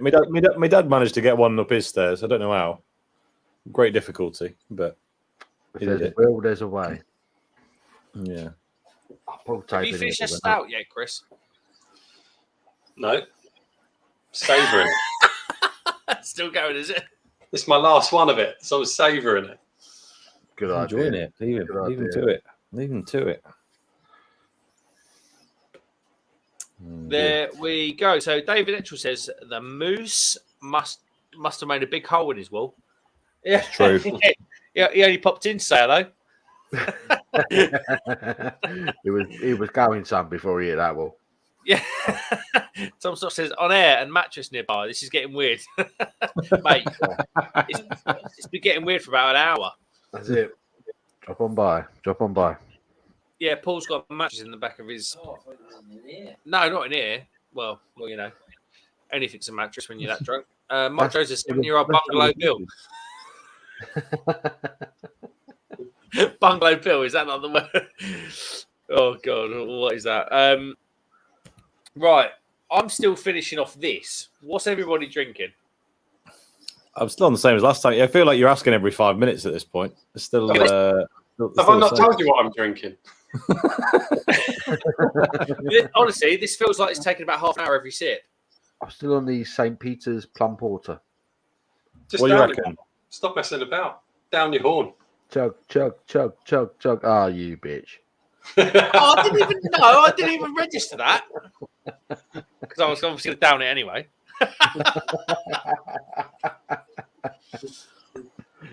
Oh dear. What are you smirking? He's smirking at me behind the camera.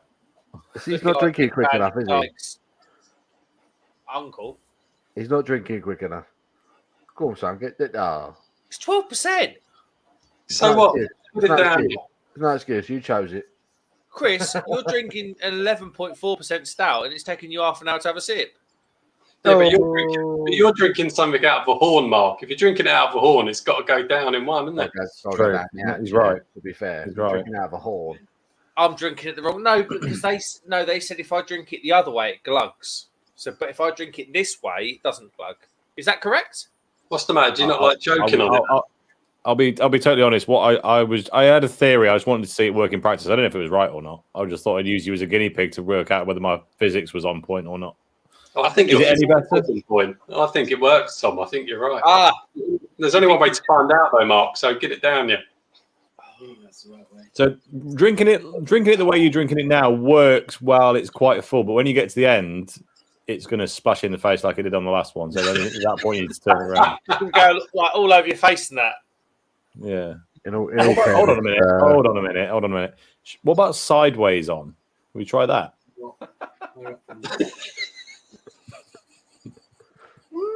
Mark loves a bit of splashback on. When it all goes down your face and in your eyes and that. Is that better? Memories with Mark on Beers Reviews. Here we go. Remember, we're doing Beer X in March and we're staying in the same hotel. So Oh, dear. I think we are. No, I've got to book my hotel. Are you booking? Are you doing a hotel? Not the way you swallow. No one's booking a hotel with you, mate. Mark's trying to get us all to a hotel at this stage. I'm not sure what's going on. All we've learned though is Paul's got a spare mattress wherever he goes, so it's fine. There she is. Ready and waiting. She's a spring. Hey, down the ouch. Go on, Sam. We're proud of you. Go on. Right then, get the next one in the horn. Took it like a champ. Don't say that because he will. Man behind the camera, Mark's not got a drink. Mark's got a drink. He's still drinking that. What is that? That's still that mixed fermentation IPA that I was drinking about 6 hours ago.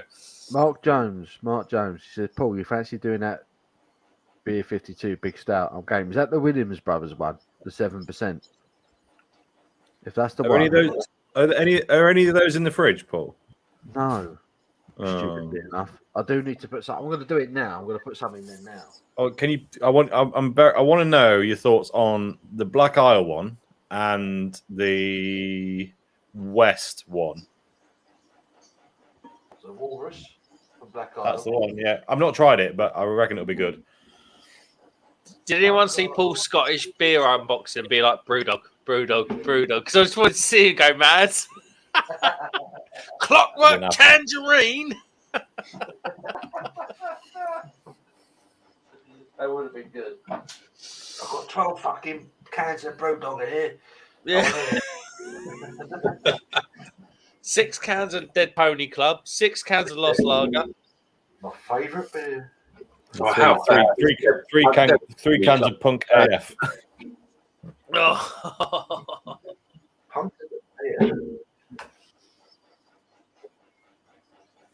Right, I'm going to go to the toilet.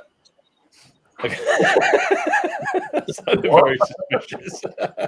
Go to the toilet. Toilet. Are we using Enjoy. the downstairs toilet? The eco one? The eco Is that the toilet? one? Profanity. From Vanity. Williams Brothers.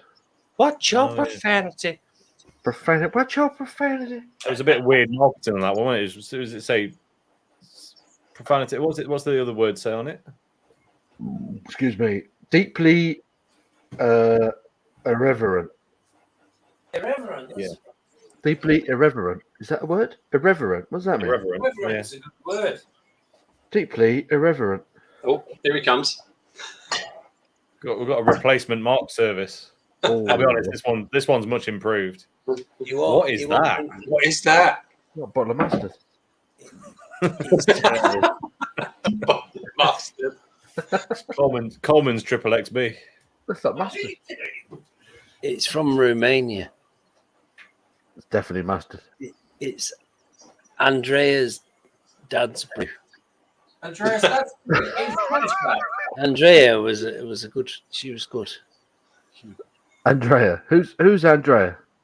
Andrea, she worked for me. Romanian sergeant. Andreas Dadsbrew. She's a tennis player. What's that? What is that? It's your next drink, Mark. He made it. It was his brew. You don't do that. You don't do it too often. What is that? I think Mark's now over the edge enough that divan's not getting moved tomorrow morning anyway. So can't with drive chaos, it. It tastes like TCP. Yeah, it's shit. I wouldn't even try it. I wouldn't Mark, even Mark. try it for him. Mark loves a bit of TCP. Where's that? Right in the gash. What is this like? She's beautiful. Yeah, Mark, you must have the tiniest bladder. That's 2 pisses you've been for and done them in about 10 seconds. He goes with his tiny penis. yeah, but there's a really local toilet near here. So The floor. He's pissing on that picture. That picture what of are you him. doing here? Not sure, isn't it? With his You mate. can do that. Who are they? We got that's us, Paul, Crummy Beard, and Chris. Okay, so what do they know as? Um, Crummy Beard and Chris. And Paul. well, So they if sort- we were a band, if we, they were Crummy Beard and Chris and Paul, and Paul. if we were a band, so Chris B. Chris B. we'd be called Mark and Hairless. Oh, whatever. I was going to say Mark and the eggs, but fair enough. It don't matter because Doesn't matter. I'm gonna hit him with it. Mark and the Free Rangers. I worked. Let me tell you this. I worked in Italy for 10 years. Right? I 10 left years. there, and they bought me loads of bottles of spirits and a statue. Look at this statue. It's fucking brilliant. Look at that. Oh no! That sculpture, that is. Of all the beautiful sculptures that the Italians have given Yeah. the world, they gave you that. Yeah. They're giving Well, they it. didn't want it anymore, did they? I asked for this one. This I lad asked for played it. with his plonker. What? Because it's very rare. It's very rare statue. Yeah. Rare. It's rare. No. The Italians don't like I'll it. tell you what this is. This is the Only Fools and Horses version. Do you remember the Hindus No, tried to not. sell It's Del Boy the Only Fools and Horses It's not statue? true. It's not true. The Italians hate this statue, but it's a true life statue from Herculaneum.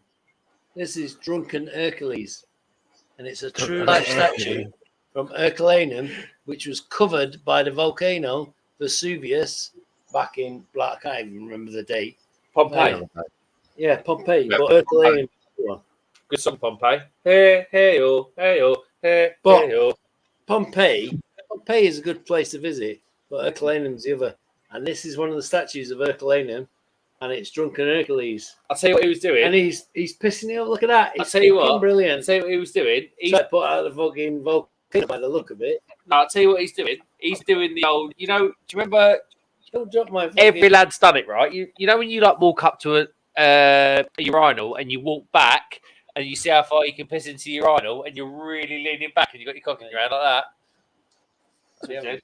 And then when he did that, Vesuvius exploded and it covered him. How good is that? That's a leaving present to me. That's what people think of me. It's very pretty.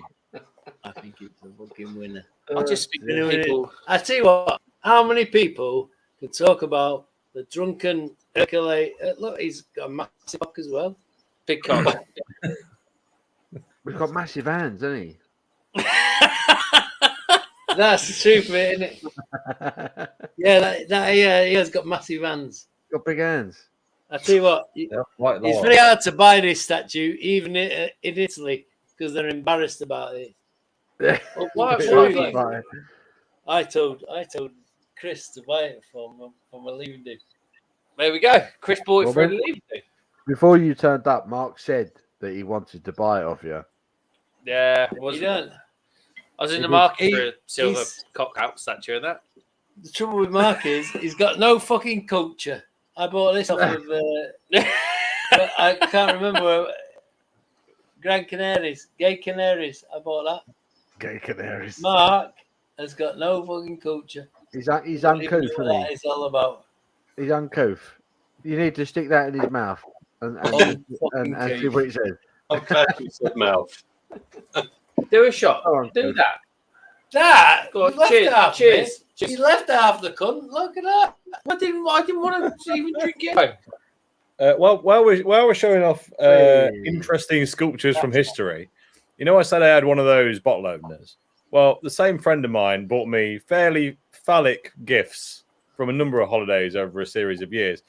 And whilst looking for said bottle opener, I found another one. This is allegedly the myth, the legend, the Ali Baba. But I'll be honest, he looks like a homeless bloke with a fair-sized appendage. What's that? What's that? What? Grab that one. There we go. If you, I mean, Hold I don't on. know why. I'm just going to full screen this because what's going on here? See how in the baby. This is the caliber of gift my friends bring me back from holiday. I mean, look at the knackers. I Look mean, at his tiny little balls. Sorry, has that got Mark's beer reviews written on the bottom of that? Or He's got a massive Corey and a couple of crumbs in his forehead underneath. and a tramp's hat. this literally looks like an X-rated Harry Potter because he looks like he's chasing after the Nimbus. It looks like he's chasing after the Golden Snitch on his Nimbus 3000. Oh no! Don't do that! Don't do that! Oh dear, there you go. I'll let you know if I discover any other treats that I've hidden Harry, away in the depths of these drawers. Harry I've Potter. just been informed that this is Mark's beer reviews. You're scared of Chris. Mark's being I'll tell you what Chris has gone to get. a better statue with a massive knob. A better statue with a bigger knob. He's got one in his garden. He's got one in his garden. It's 6 foot tall and knobs like that.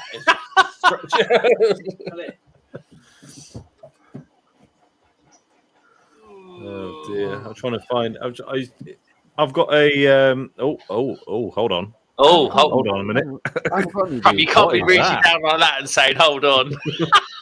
Wow, it's relevant. It's relevant. Hold on a Anyone in the, Hold on a anyone minute, in the hold on. chat? Oh, there we go. I told you, got the same one, mate. Look at the, Oh, look at for the girth. God's sake. Right, anyone else in the chat, have they got the sheer amount of cock-shaped objects in their gaff that these two have? This is starting to get a little bit disturbing. If I'm honest. Oh, it's only gay if you ejaculate anyway.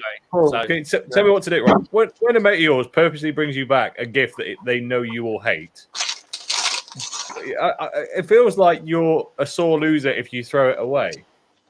yeah. you got to put it into I don't know what to do with it.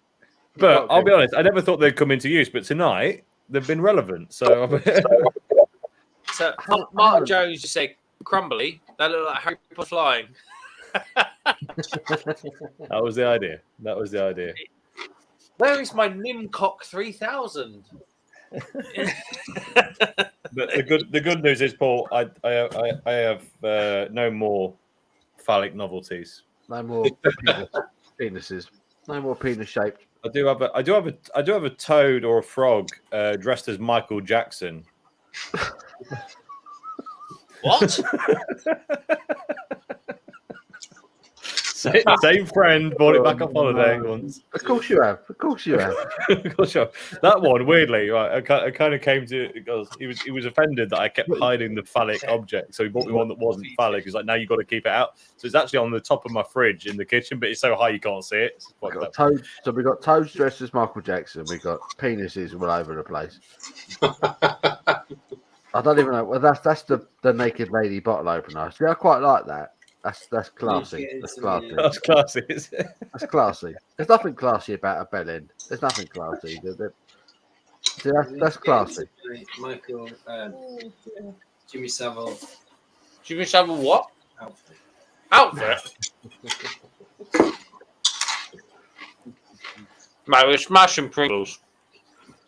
Wicked ear, mate. What flavour have you gone for?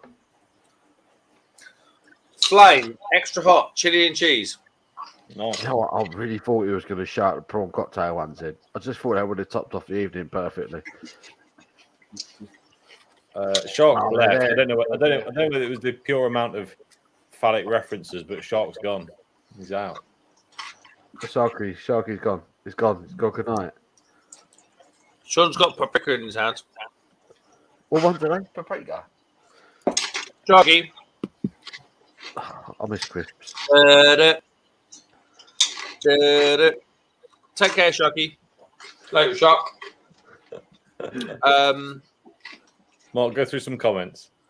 Oh, mate, honestly, if I'm honest, I'm pretty pissed.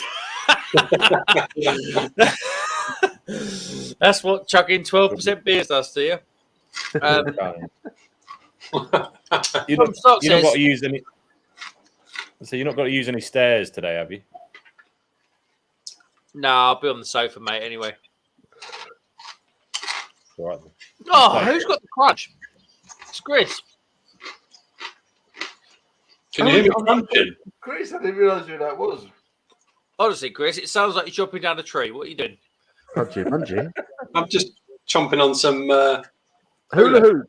Oh, he's got the FU. Yeah, absolute devil. I do love a hula hoop. Oh, hula hoops. Cheese and onion for me. Well tangy. No, They're good. the best hula hoops are barbecue for me. Barbecue. Yeah, Barbecue. Oh, That's all of them. now we're talking. Quite like salt and vinegar as well. Yeah, I'm just about salt to and vinegar. embark on a prawn cocktail Pringle. What is this? Weird. They're the best. My favourite Pringle are the Texas barbecue. Weird. I like the prawn cocktail ones because they're very similar to salt and vinegar with something just a little bit extra. Yeah, they are. They're very salty. Try this one. Mark, have you cracked your Williams Brothers Stout yet, Mark? If you're drinking it, I will drink it with you. I haven't got William Brothers. Mark in the chat, not you. Don't worry. Mark in the chat. Not you, fucking Ewok. Shut up. Well, don't rather our new boy. Well, it's hey, Prozzer. Oh, Pringles rank. Oh, it's a Prozzer. Sorry like that. We've got some Go on. fat stacked Pringles. We've got paprika. Both of them in your mouth at the same time.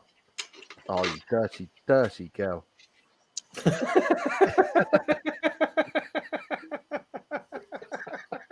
No. And the other one. And the other one. Down the hatch. Go on. Oh, you absolute slut. Look at that. It didn't even hang about. It didn't hang about. Absolute filth. Down the hatch.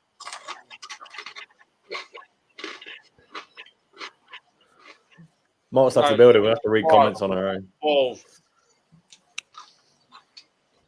Sorry, what was that, Mark? These are dry. Dry. Sure. These are dry.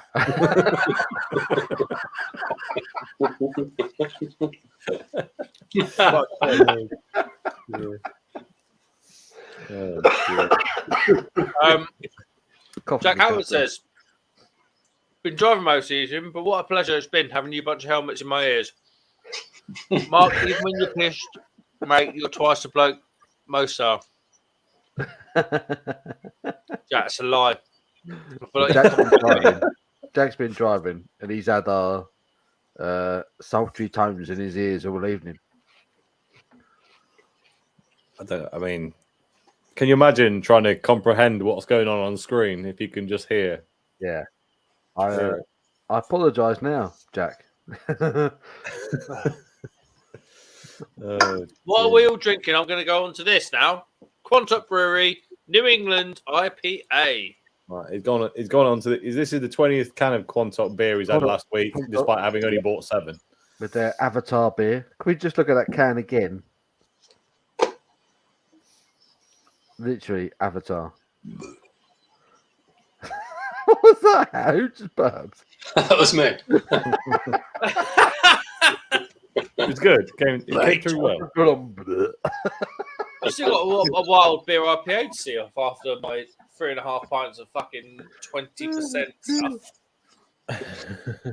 We can get really crunchy. I've got 3 tubs of pork scratchings here that if you want me to really get crunchy.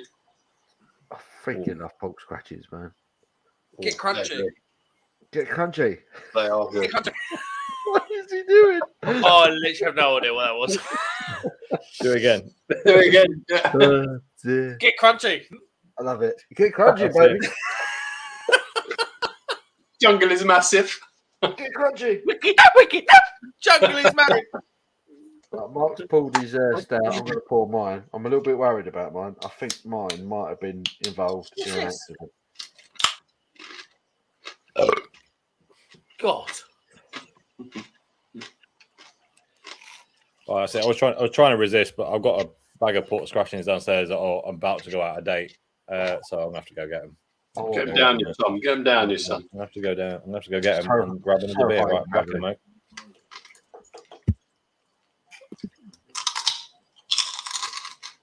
Luke dropped us. Mark's over the freaking Dominoes, isn't he? No, I haven't. Just I'm literally gonna live off Pringles. Luke John what says Jack. They're really hot in Pringles. Holy shit. Oh. Jack, you better get into bed, just like. Cheers, Mark. Jamie C says, in fairness, Pringles go down well after a few double IPAs. Jamie. Yes, they do. God, they're smoking hot. Yeah. I'll get his ass kicked by Pringles. Honestly, on this episode, food wins. Disco says, been quite a lot of helmets and visuals in the last 15 minutes. Yeah, sorry, mate. It's just a script. This is what you've just been subjected to. Jack Howard said, I've been chucking all the way to myself along. Enjoyed every minute, chaps. You've made a long drive much more doable. Mate, you are absolutely welcome, Jack. Much love to you. I know me and you have talked a little bit, and just sending you all my thoughts from my best mates. Luke says, Crummy is the biggest helmet, but Paul hasn't shown his yet. You can't distinguish between them because honestly, Luke, I stand here as a guilty man. You know, everyone talks about sort of like privileges that people get in life. I have hair privilege in this group. Crummy, Chris, Paul, Mark, and the follically challenged 3. They will call us in future years. But yeah, Crummy's shown he does indeed have the biggest helmet. Bit weird. Shouldn't have said that. Mark Jones says, Paul, got it, brother. Poured. Mark. Evening to Mark Jones. Lucian Foss says, joining me in Coventry, Jack. Oh my god. He follows up. Things that ain't bad, Luke. Things that ain't that bad, Luke, mate. He's laughing. Everybody's having a good time. Lucian Foss says, Mark, are you saying the prawn cocktail smoking hot? No, honestly, they're rubbish. Aren't they? They're crap. I mean, absolutely rubbish. Still tastes good though.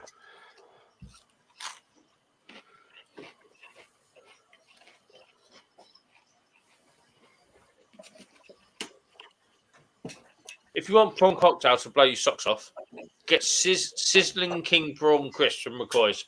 Sizzling. I was going to say, what are they called? Sizzling King Prawn Crisps. From who? Who makes them? McCoy's. What are they called again? Just one more time. One more time. Sizzling King Prawn Crisps from McCoy. I might get some of them. More over there, mate. Yeah. I spent my stomach out. It's all right.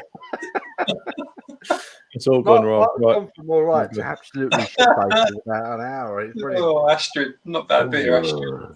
Found it in Own Bargains. Never had it before. I'm going to give this a go, and then after that, I'm going to have to call it a night. But we've got time for one quick. Is that called? Is that Astrid or Lucas? It's Astrid. No good. I don't know what I don't did that noise. Oh, shit. Just general noises. This goes asking what flavour were they, Mark? The crisps? Prawn cocktail. F you, Disco. You slag.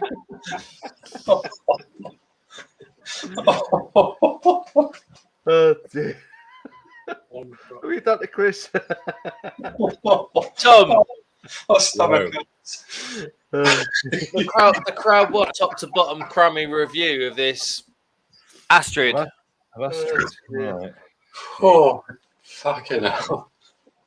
Come on, Tom. What's Astrid saying? It's smelling distinctly like it might have Citra in it. Oh, sugar. Oh, sugar.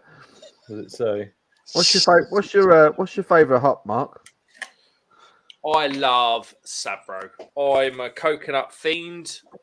I am totally on board with Sabro. What are you doing? Really? That is a controversial choice. No, it is. A little bit. You having goodbye? What's he doing? He's not leaving us, is he? Yeah. Peaky Blinders loves a prawn cocktail. It's a very light beer. It's relatively well balanced, but it's nothing exciting. But it's okay. It's just okay. Is that about it? Okay. I can see why it was in Own Bargains. Mark, Mark says the beer 52 onion rings. I agree with you. The lentil rings, they were actually really tasty, weren't they? needs to go off soon. Never as had well. the lentil Right, rings. below. You've got a little baby to fucking breastfeed. I've got. I do have a baby to breastfeed. You've got to do some breastfeeding. My tits are massive as well. Got to get up in the night, mate. Don't try and hang the picture because it's a disaster. Oh. Yeah, disaster. This is the most drunk I've ever seen Mark. This is You've got to get up in the night because that's what. Don't try to hang the picture. I'm not trying to fucking hang it. Well, you are because you're currently trying to hang a picture. What time you got to get up in the morning, Mark? I don't even know where he is. Oh, Hello, God. You all right, Mark? You okay, mate? You've hung the picture, Sean, but you've nearly destroyed everything else. No, I haven't. Which picture is he hanging? The one made of wood? The Lost Penguin wood one. It's really heavy. Didn't the screw go behind you down the floor near you, Mark? Yeah. He likes wood in his hand, doesn't he? In the correct space. In the correct space. In the correct Sean? place. So, what do you have to say to the stream, Sean? Fucking He said it hell. all. He said it all.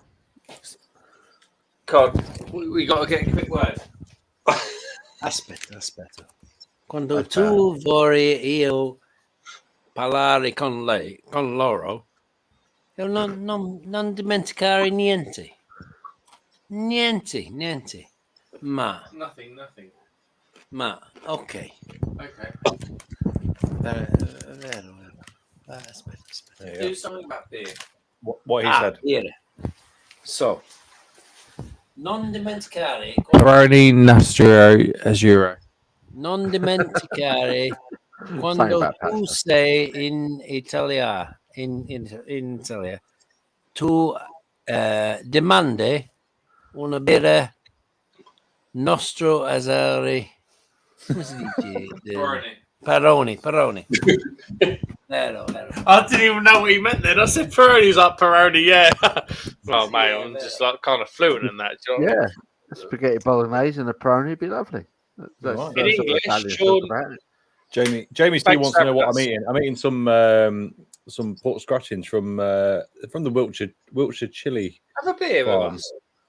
They're chorizo flavored. No, yeah, have a fucking nice. beer. What beer? Have a beer with us. Get a triple caramel out of the fridge. Yeah, go on, have a triple caramel, Mark. Have a triple caramel, mate. That'll sort your rights out. Chris, you dirty boy. No. It's Mark is just One of the big bottles from Tesco. That's a bit Shut up, Crumb. I can't. I've got to go to bed. All right. Get 2 bottles of triple caramel out of the bottom fridge. Where is it? The bottom drawer. Yeah, go on, bottom drawer. 2 bottles of triple caramel lit. Cut a triple Go on. caramel. Come on. Couple of little tequilas. You're not drunk. Tequila. You're not drunk. You're paralytic.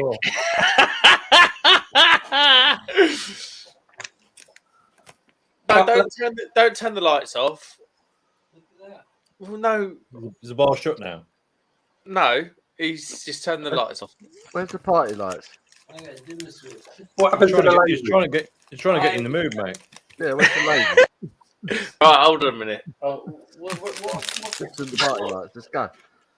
Let's get the laser lights back on, Mark. Come on. What's beer reviews? I'll She's try my started up. best. Hold on the top. You gotta go on the Let's go. top. Yeah, I've got it. None of them have it. None of them have got it. Oh, Oh, hello, there we go. hello, Oh, oh, hello. Stand by. Fuck you.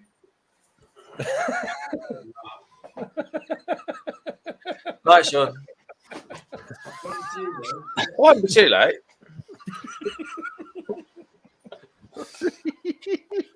Mark, since you've been asking every 5 minutes, what are you drinking? What are you drinking, Mark? I've literally got about 5 drinks in front of me.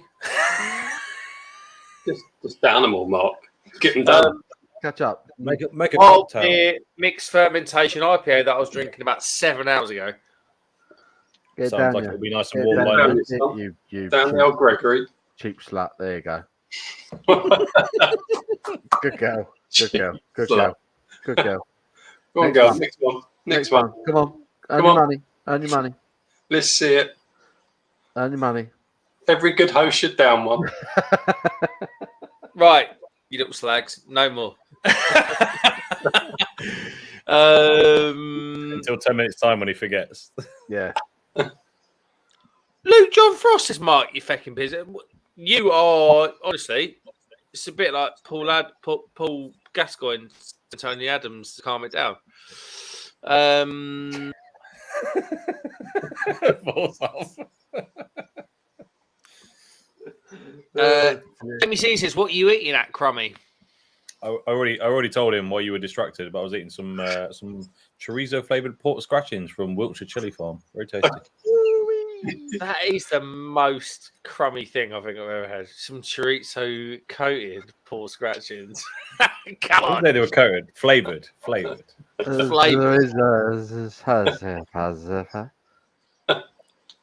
was the name of those Pringles, Kev, Mark? What was that flavour Pringles you was having, Mark? Sizzling extra chili sheet wave. Oh dear. He said it really quickly then, didn't he? Like, wasn't messing about. Oh dear. Right. You wanted highbrow content, you slags. You've got it. Highbrow. Have you had any Posh Pig? Their pork crackling. Oh no, sounds good though. It's very good. They are good, Very Posh good. Pig. Check them out. Very good. They do a honey mustard pork crackling. Honey mustard. Oh, yeah. Superb. To be fair, I was from a little town called Tenterden, and I've been around a fair few Posh Pigs.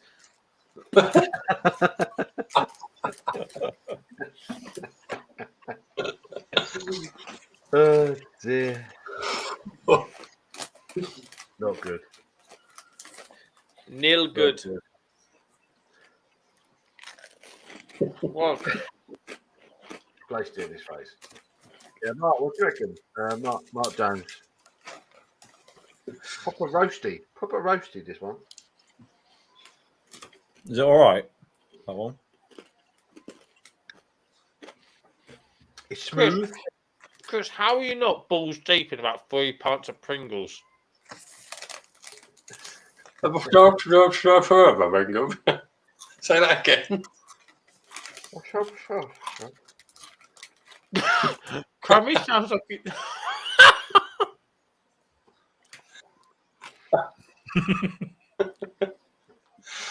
How are you not balls deep in 3 pints of Pringles? Oh, me? Yeah. Because I haven't got 3 pints of Pringles to be balls deep in. I wish I had Pringles. Paul, you're snacking. What are you snacking on? Did anyone else just know that Pringles come in pints? They come in fucking pints. I got no snacks. I've got no snacks. Anybody got Literally. time for snacks? Anybody got time for snacks? These beers are my naughties. I'm not Are allowed they? anymore. I'm not allowed any more calories. I feel like everyone's losing weight for the old go-kart, and I'm going to be towing some timber. If I don't, my go-kart ain't going to leave the grid. That's the issue. I have to. The lose go-kart weight. ain't going to go.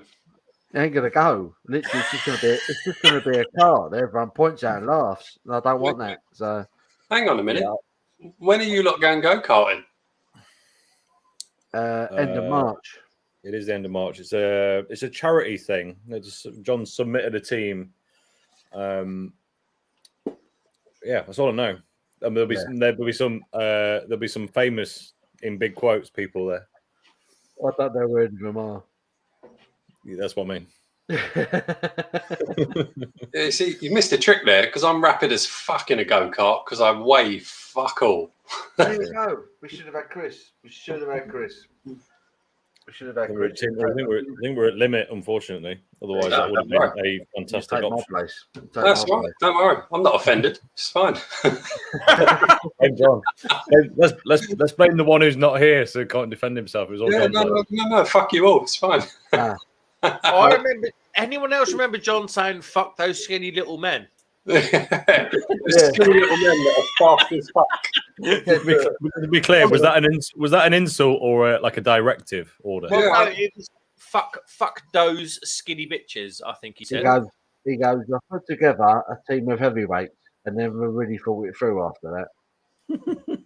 I'm fast as fuck, boy. If it had been wrestling, we'd have been all right. Yeah, you would have been. Yeah, go-karting, not so much. Tug of war would have been absolutely golden. Tug of war, we would have owned. Go-karting, not so much. I love go-karting. I love it. But last time I went go-karting, I was doing bang on perfect laps and getting right up the arse of the little guy right in front of me. Oh, I just don't know if that fits. You know I do, mate. You know I do. But as soon as we got into a straight, boom, they were gone. It was Yeah. pointless. Always happens. Always happens. Pointless You've always got to exercise. go fast up the straight, haven't you? You got to go fast up the straight. You got to. You got to. You got to. You got to master the straights. Strong and hard. Where is it? Where is it? It's Northampton. Northampton, Mark. Northampton. What's the name of the racetrack? Do we know? Whittle Mill. Whittle Mill. Who? So yeah, somewhere in the depths of Northamptonshire, isn't it? Northamptonshire racetrack. We're racing there, and it's a charity thing. There's going to be loads of YouTube stuff going on. It's going to be a good laugh. But yeah, we're going to get annihilated, but it's going to be funny. Yeah, but imagine being on our team where you just don't care. We don't. I mean- that's the thing. We're just there for a giggle and to raise money for charity. I mean, That is the aim. to give some balance to this conversation, I don't think you got much balance left, Mark. I'll be honest. beer reviews, right? Beer reviews. Big old boys, big old guts, and big old arses. Do you know one of the people that's racing in the races? The Williams reserve driver for the F1 team. I'll smash him. Oh, shit him for breakfast. Yeah. Smashes. Yeah. Smashes All right, lap record. let's not go too hard on Jack Aitken just yet. Come on. Mark Jones put in the chat 5 minutes ago, most crummy snobby thing I've heard. I don't know what he's referring to. Was it just the chorizo pork scratchings? They're not particularly posh. I mean, from a company that sells hot sauce. No, they're from a company that sells hot sauce. I don't know what you want me to say.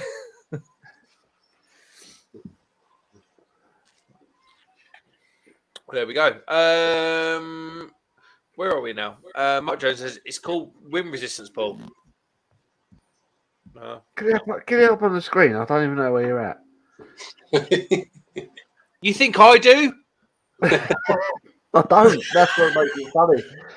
He's reading, but not clicking no buttons. It's true. It's called wind resistance, Paul. There you go. Yeah, yeah. I'm thinking Yeah, if I do you remember? fart a lot, I might go Mark faster. Jones. Do you remember a Mario Kart where Bowser was the worst driver ever, but he wasn't the worst driver when it all went to them tight little circuits? It's true. Mechanic grip, innit? So, Tom Stock says, light show on the wall, Mark. Yeah, mate. I don't know what the hell that is. Your funniest story ever, Mark. Mark's doing a stream from a nightclub. My funniest story ever. I used to date a girl, and I'm not going to mention her name. Whoa. Oh, sorry. That's hilarious. Next one. I used to date a girl. And I liked said girl, but I kind of liked the other girl that was in my year. And we're going back in the days, guys. Where do you remember when you sent a text message, you'd have to assign the recipient. So you'd have the text message, it would say send, and then you'd have to like assign the recipient. This is before the iPhone. We're on the old Vodafone Virgin Brick things. Old school. And old school, yeah, it really is. It really is old school. And the girl I liked became available, and then so I messaged this girl. Her name was Chloe. She had a penis. Yeah, she had a big 7 foot long thing. I'm expecting him in the backing area. One thing led to another, and then it kind of got found out that I shouldn't have messaged. Can I just say, Graham Norton would have pulled the handle by now. Well, listen to this. So, the person I was with was called Carolyn, and then the person I liked was called Chloe. So it might have turned out that I was messaging Chloe messages that ended up for Carolyn. And then is this an entire story where we find out that you can't read? And then it also turned out that Paul's beer reviews was my dad. And then in my bungalow. But yes, there was a story about spelling mistakes and ex-girlfriends. I'm absolutely battered. Right. What was the punchline to that story? I think I missed it. 6 beef burgers and 4 county sausages. He really likes Pringles. That was the Mate, that was I've got the no summary. choice but to like Pringles at the moment. They are everywhere around me. Pringles are great, man. Yeah. Right, we're approaching 1:30. We need to wrap this up because I am. Because he's going to fall over. Well, you Good can't idea. fall over. You're holding on to something. So,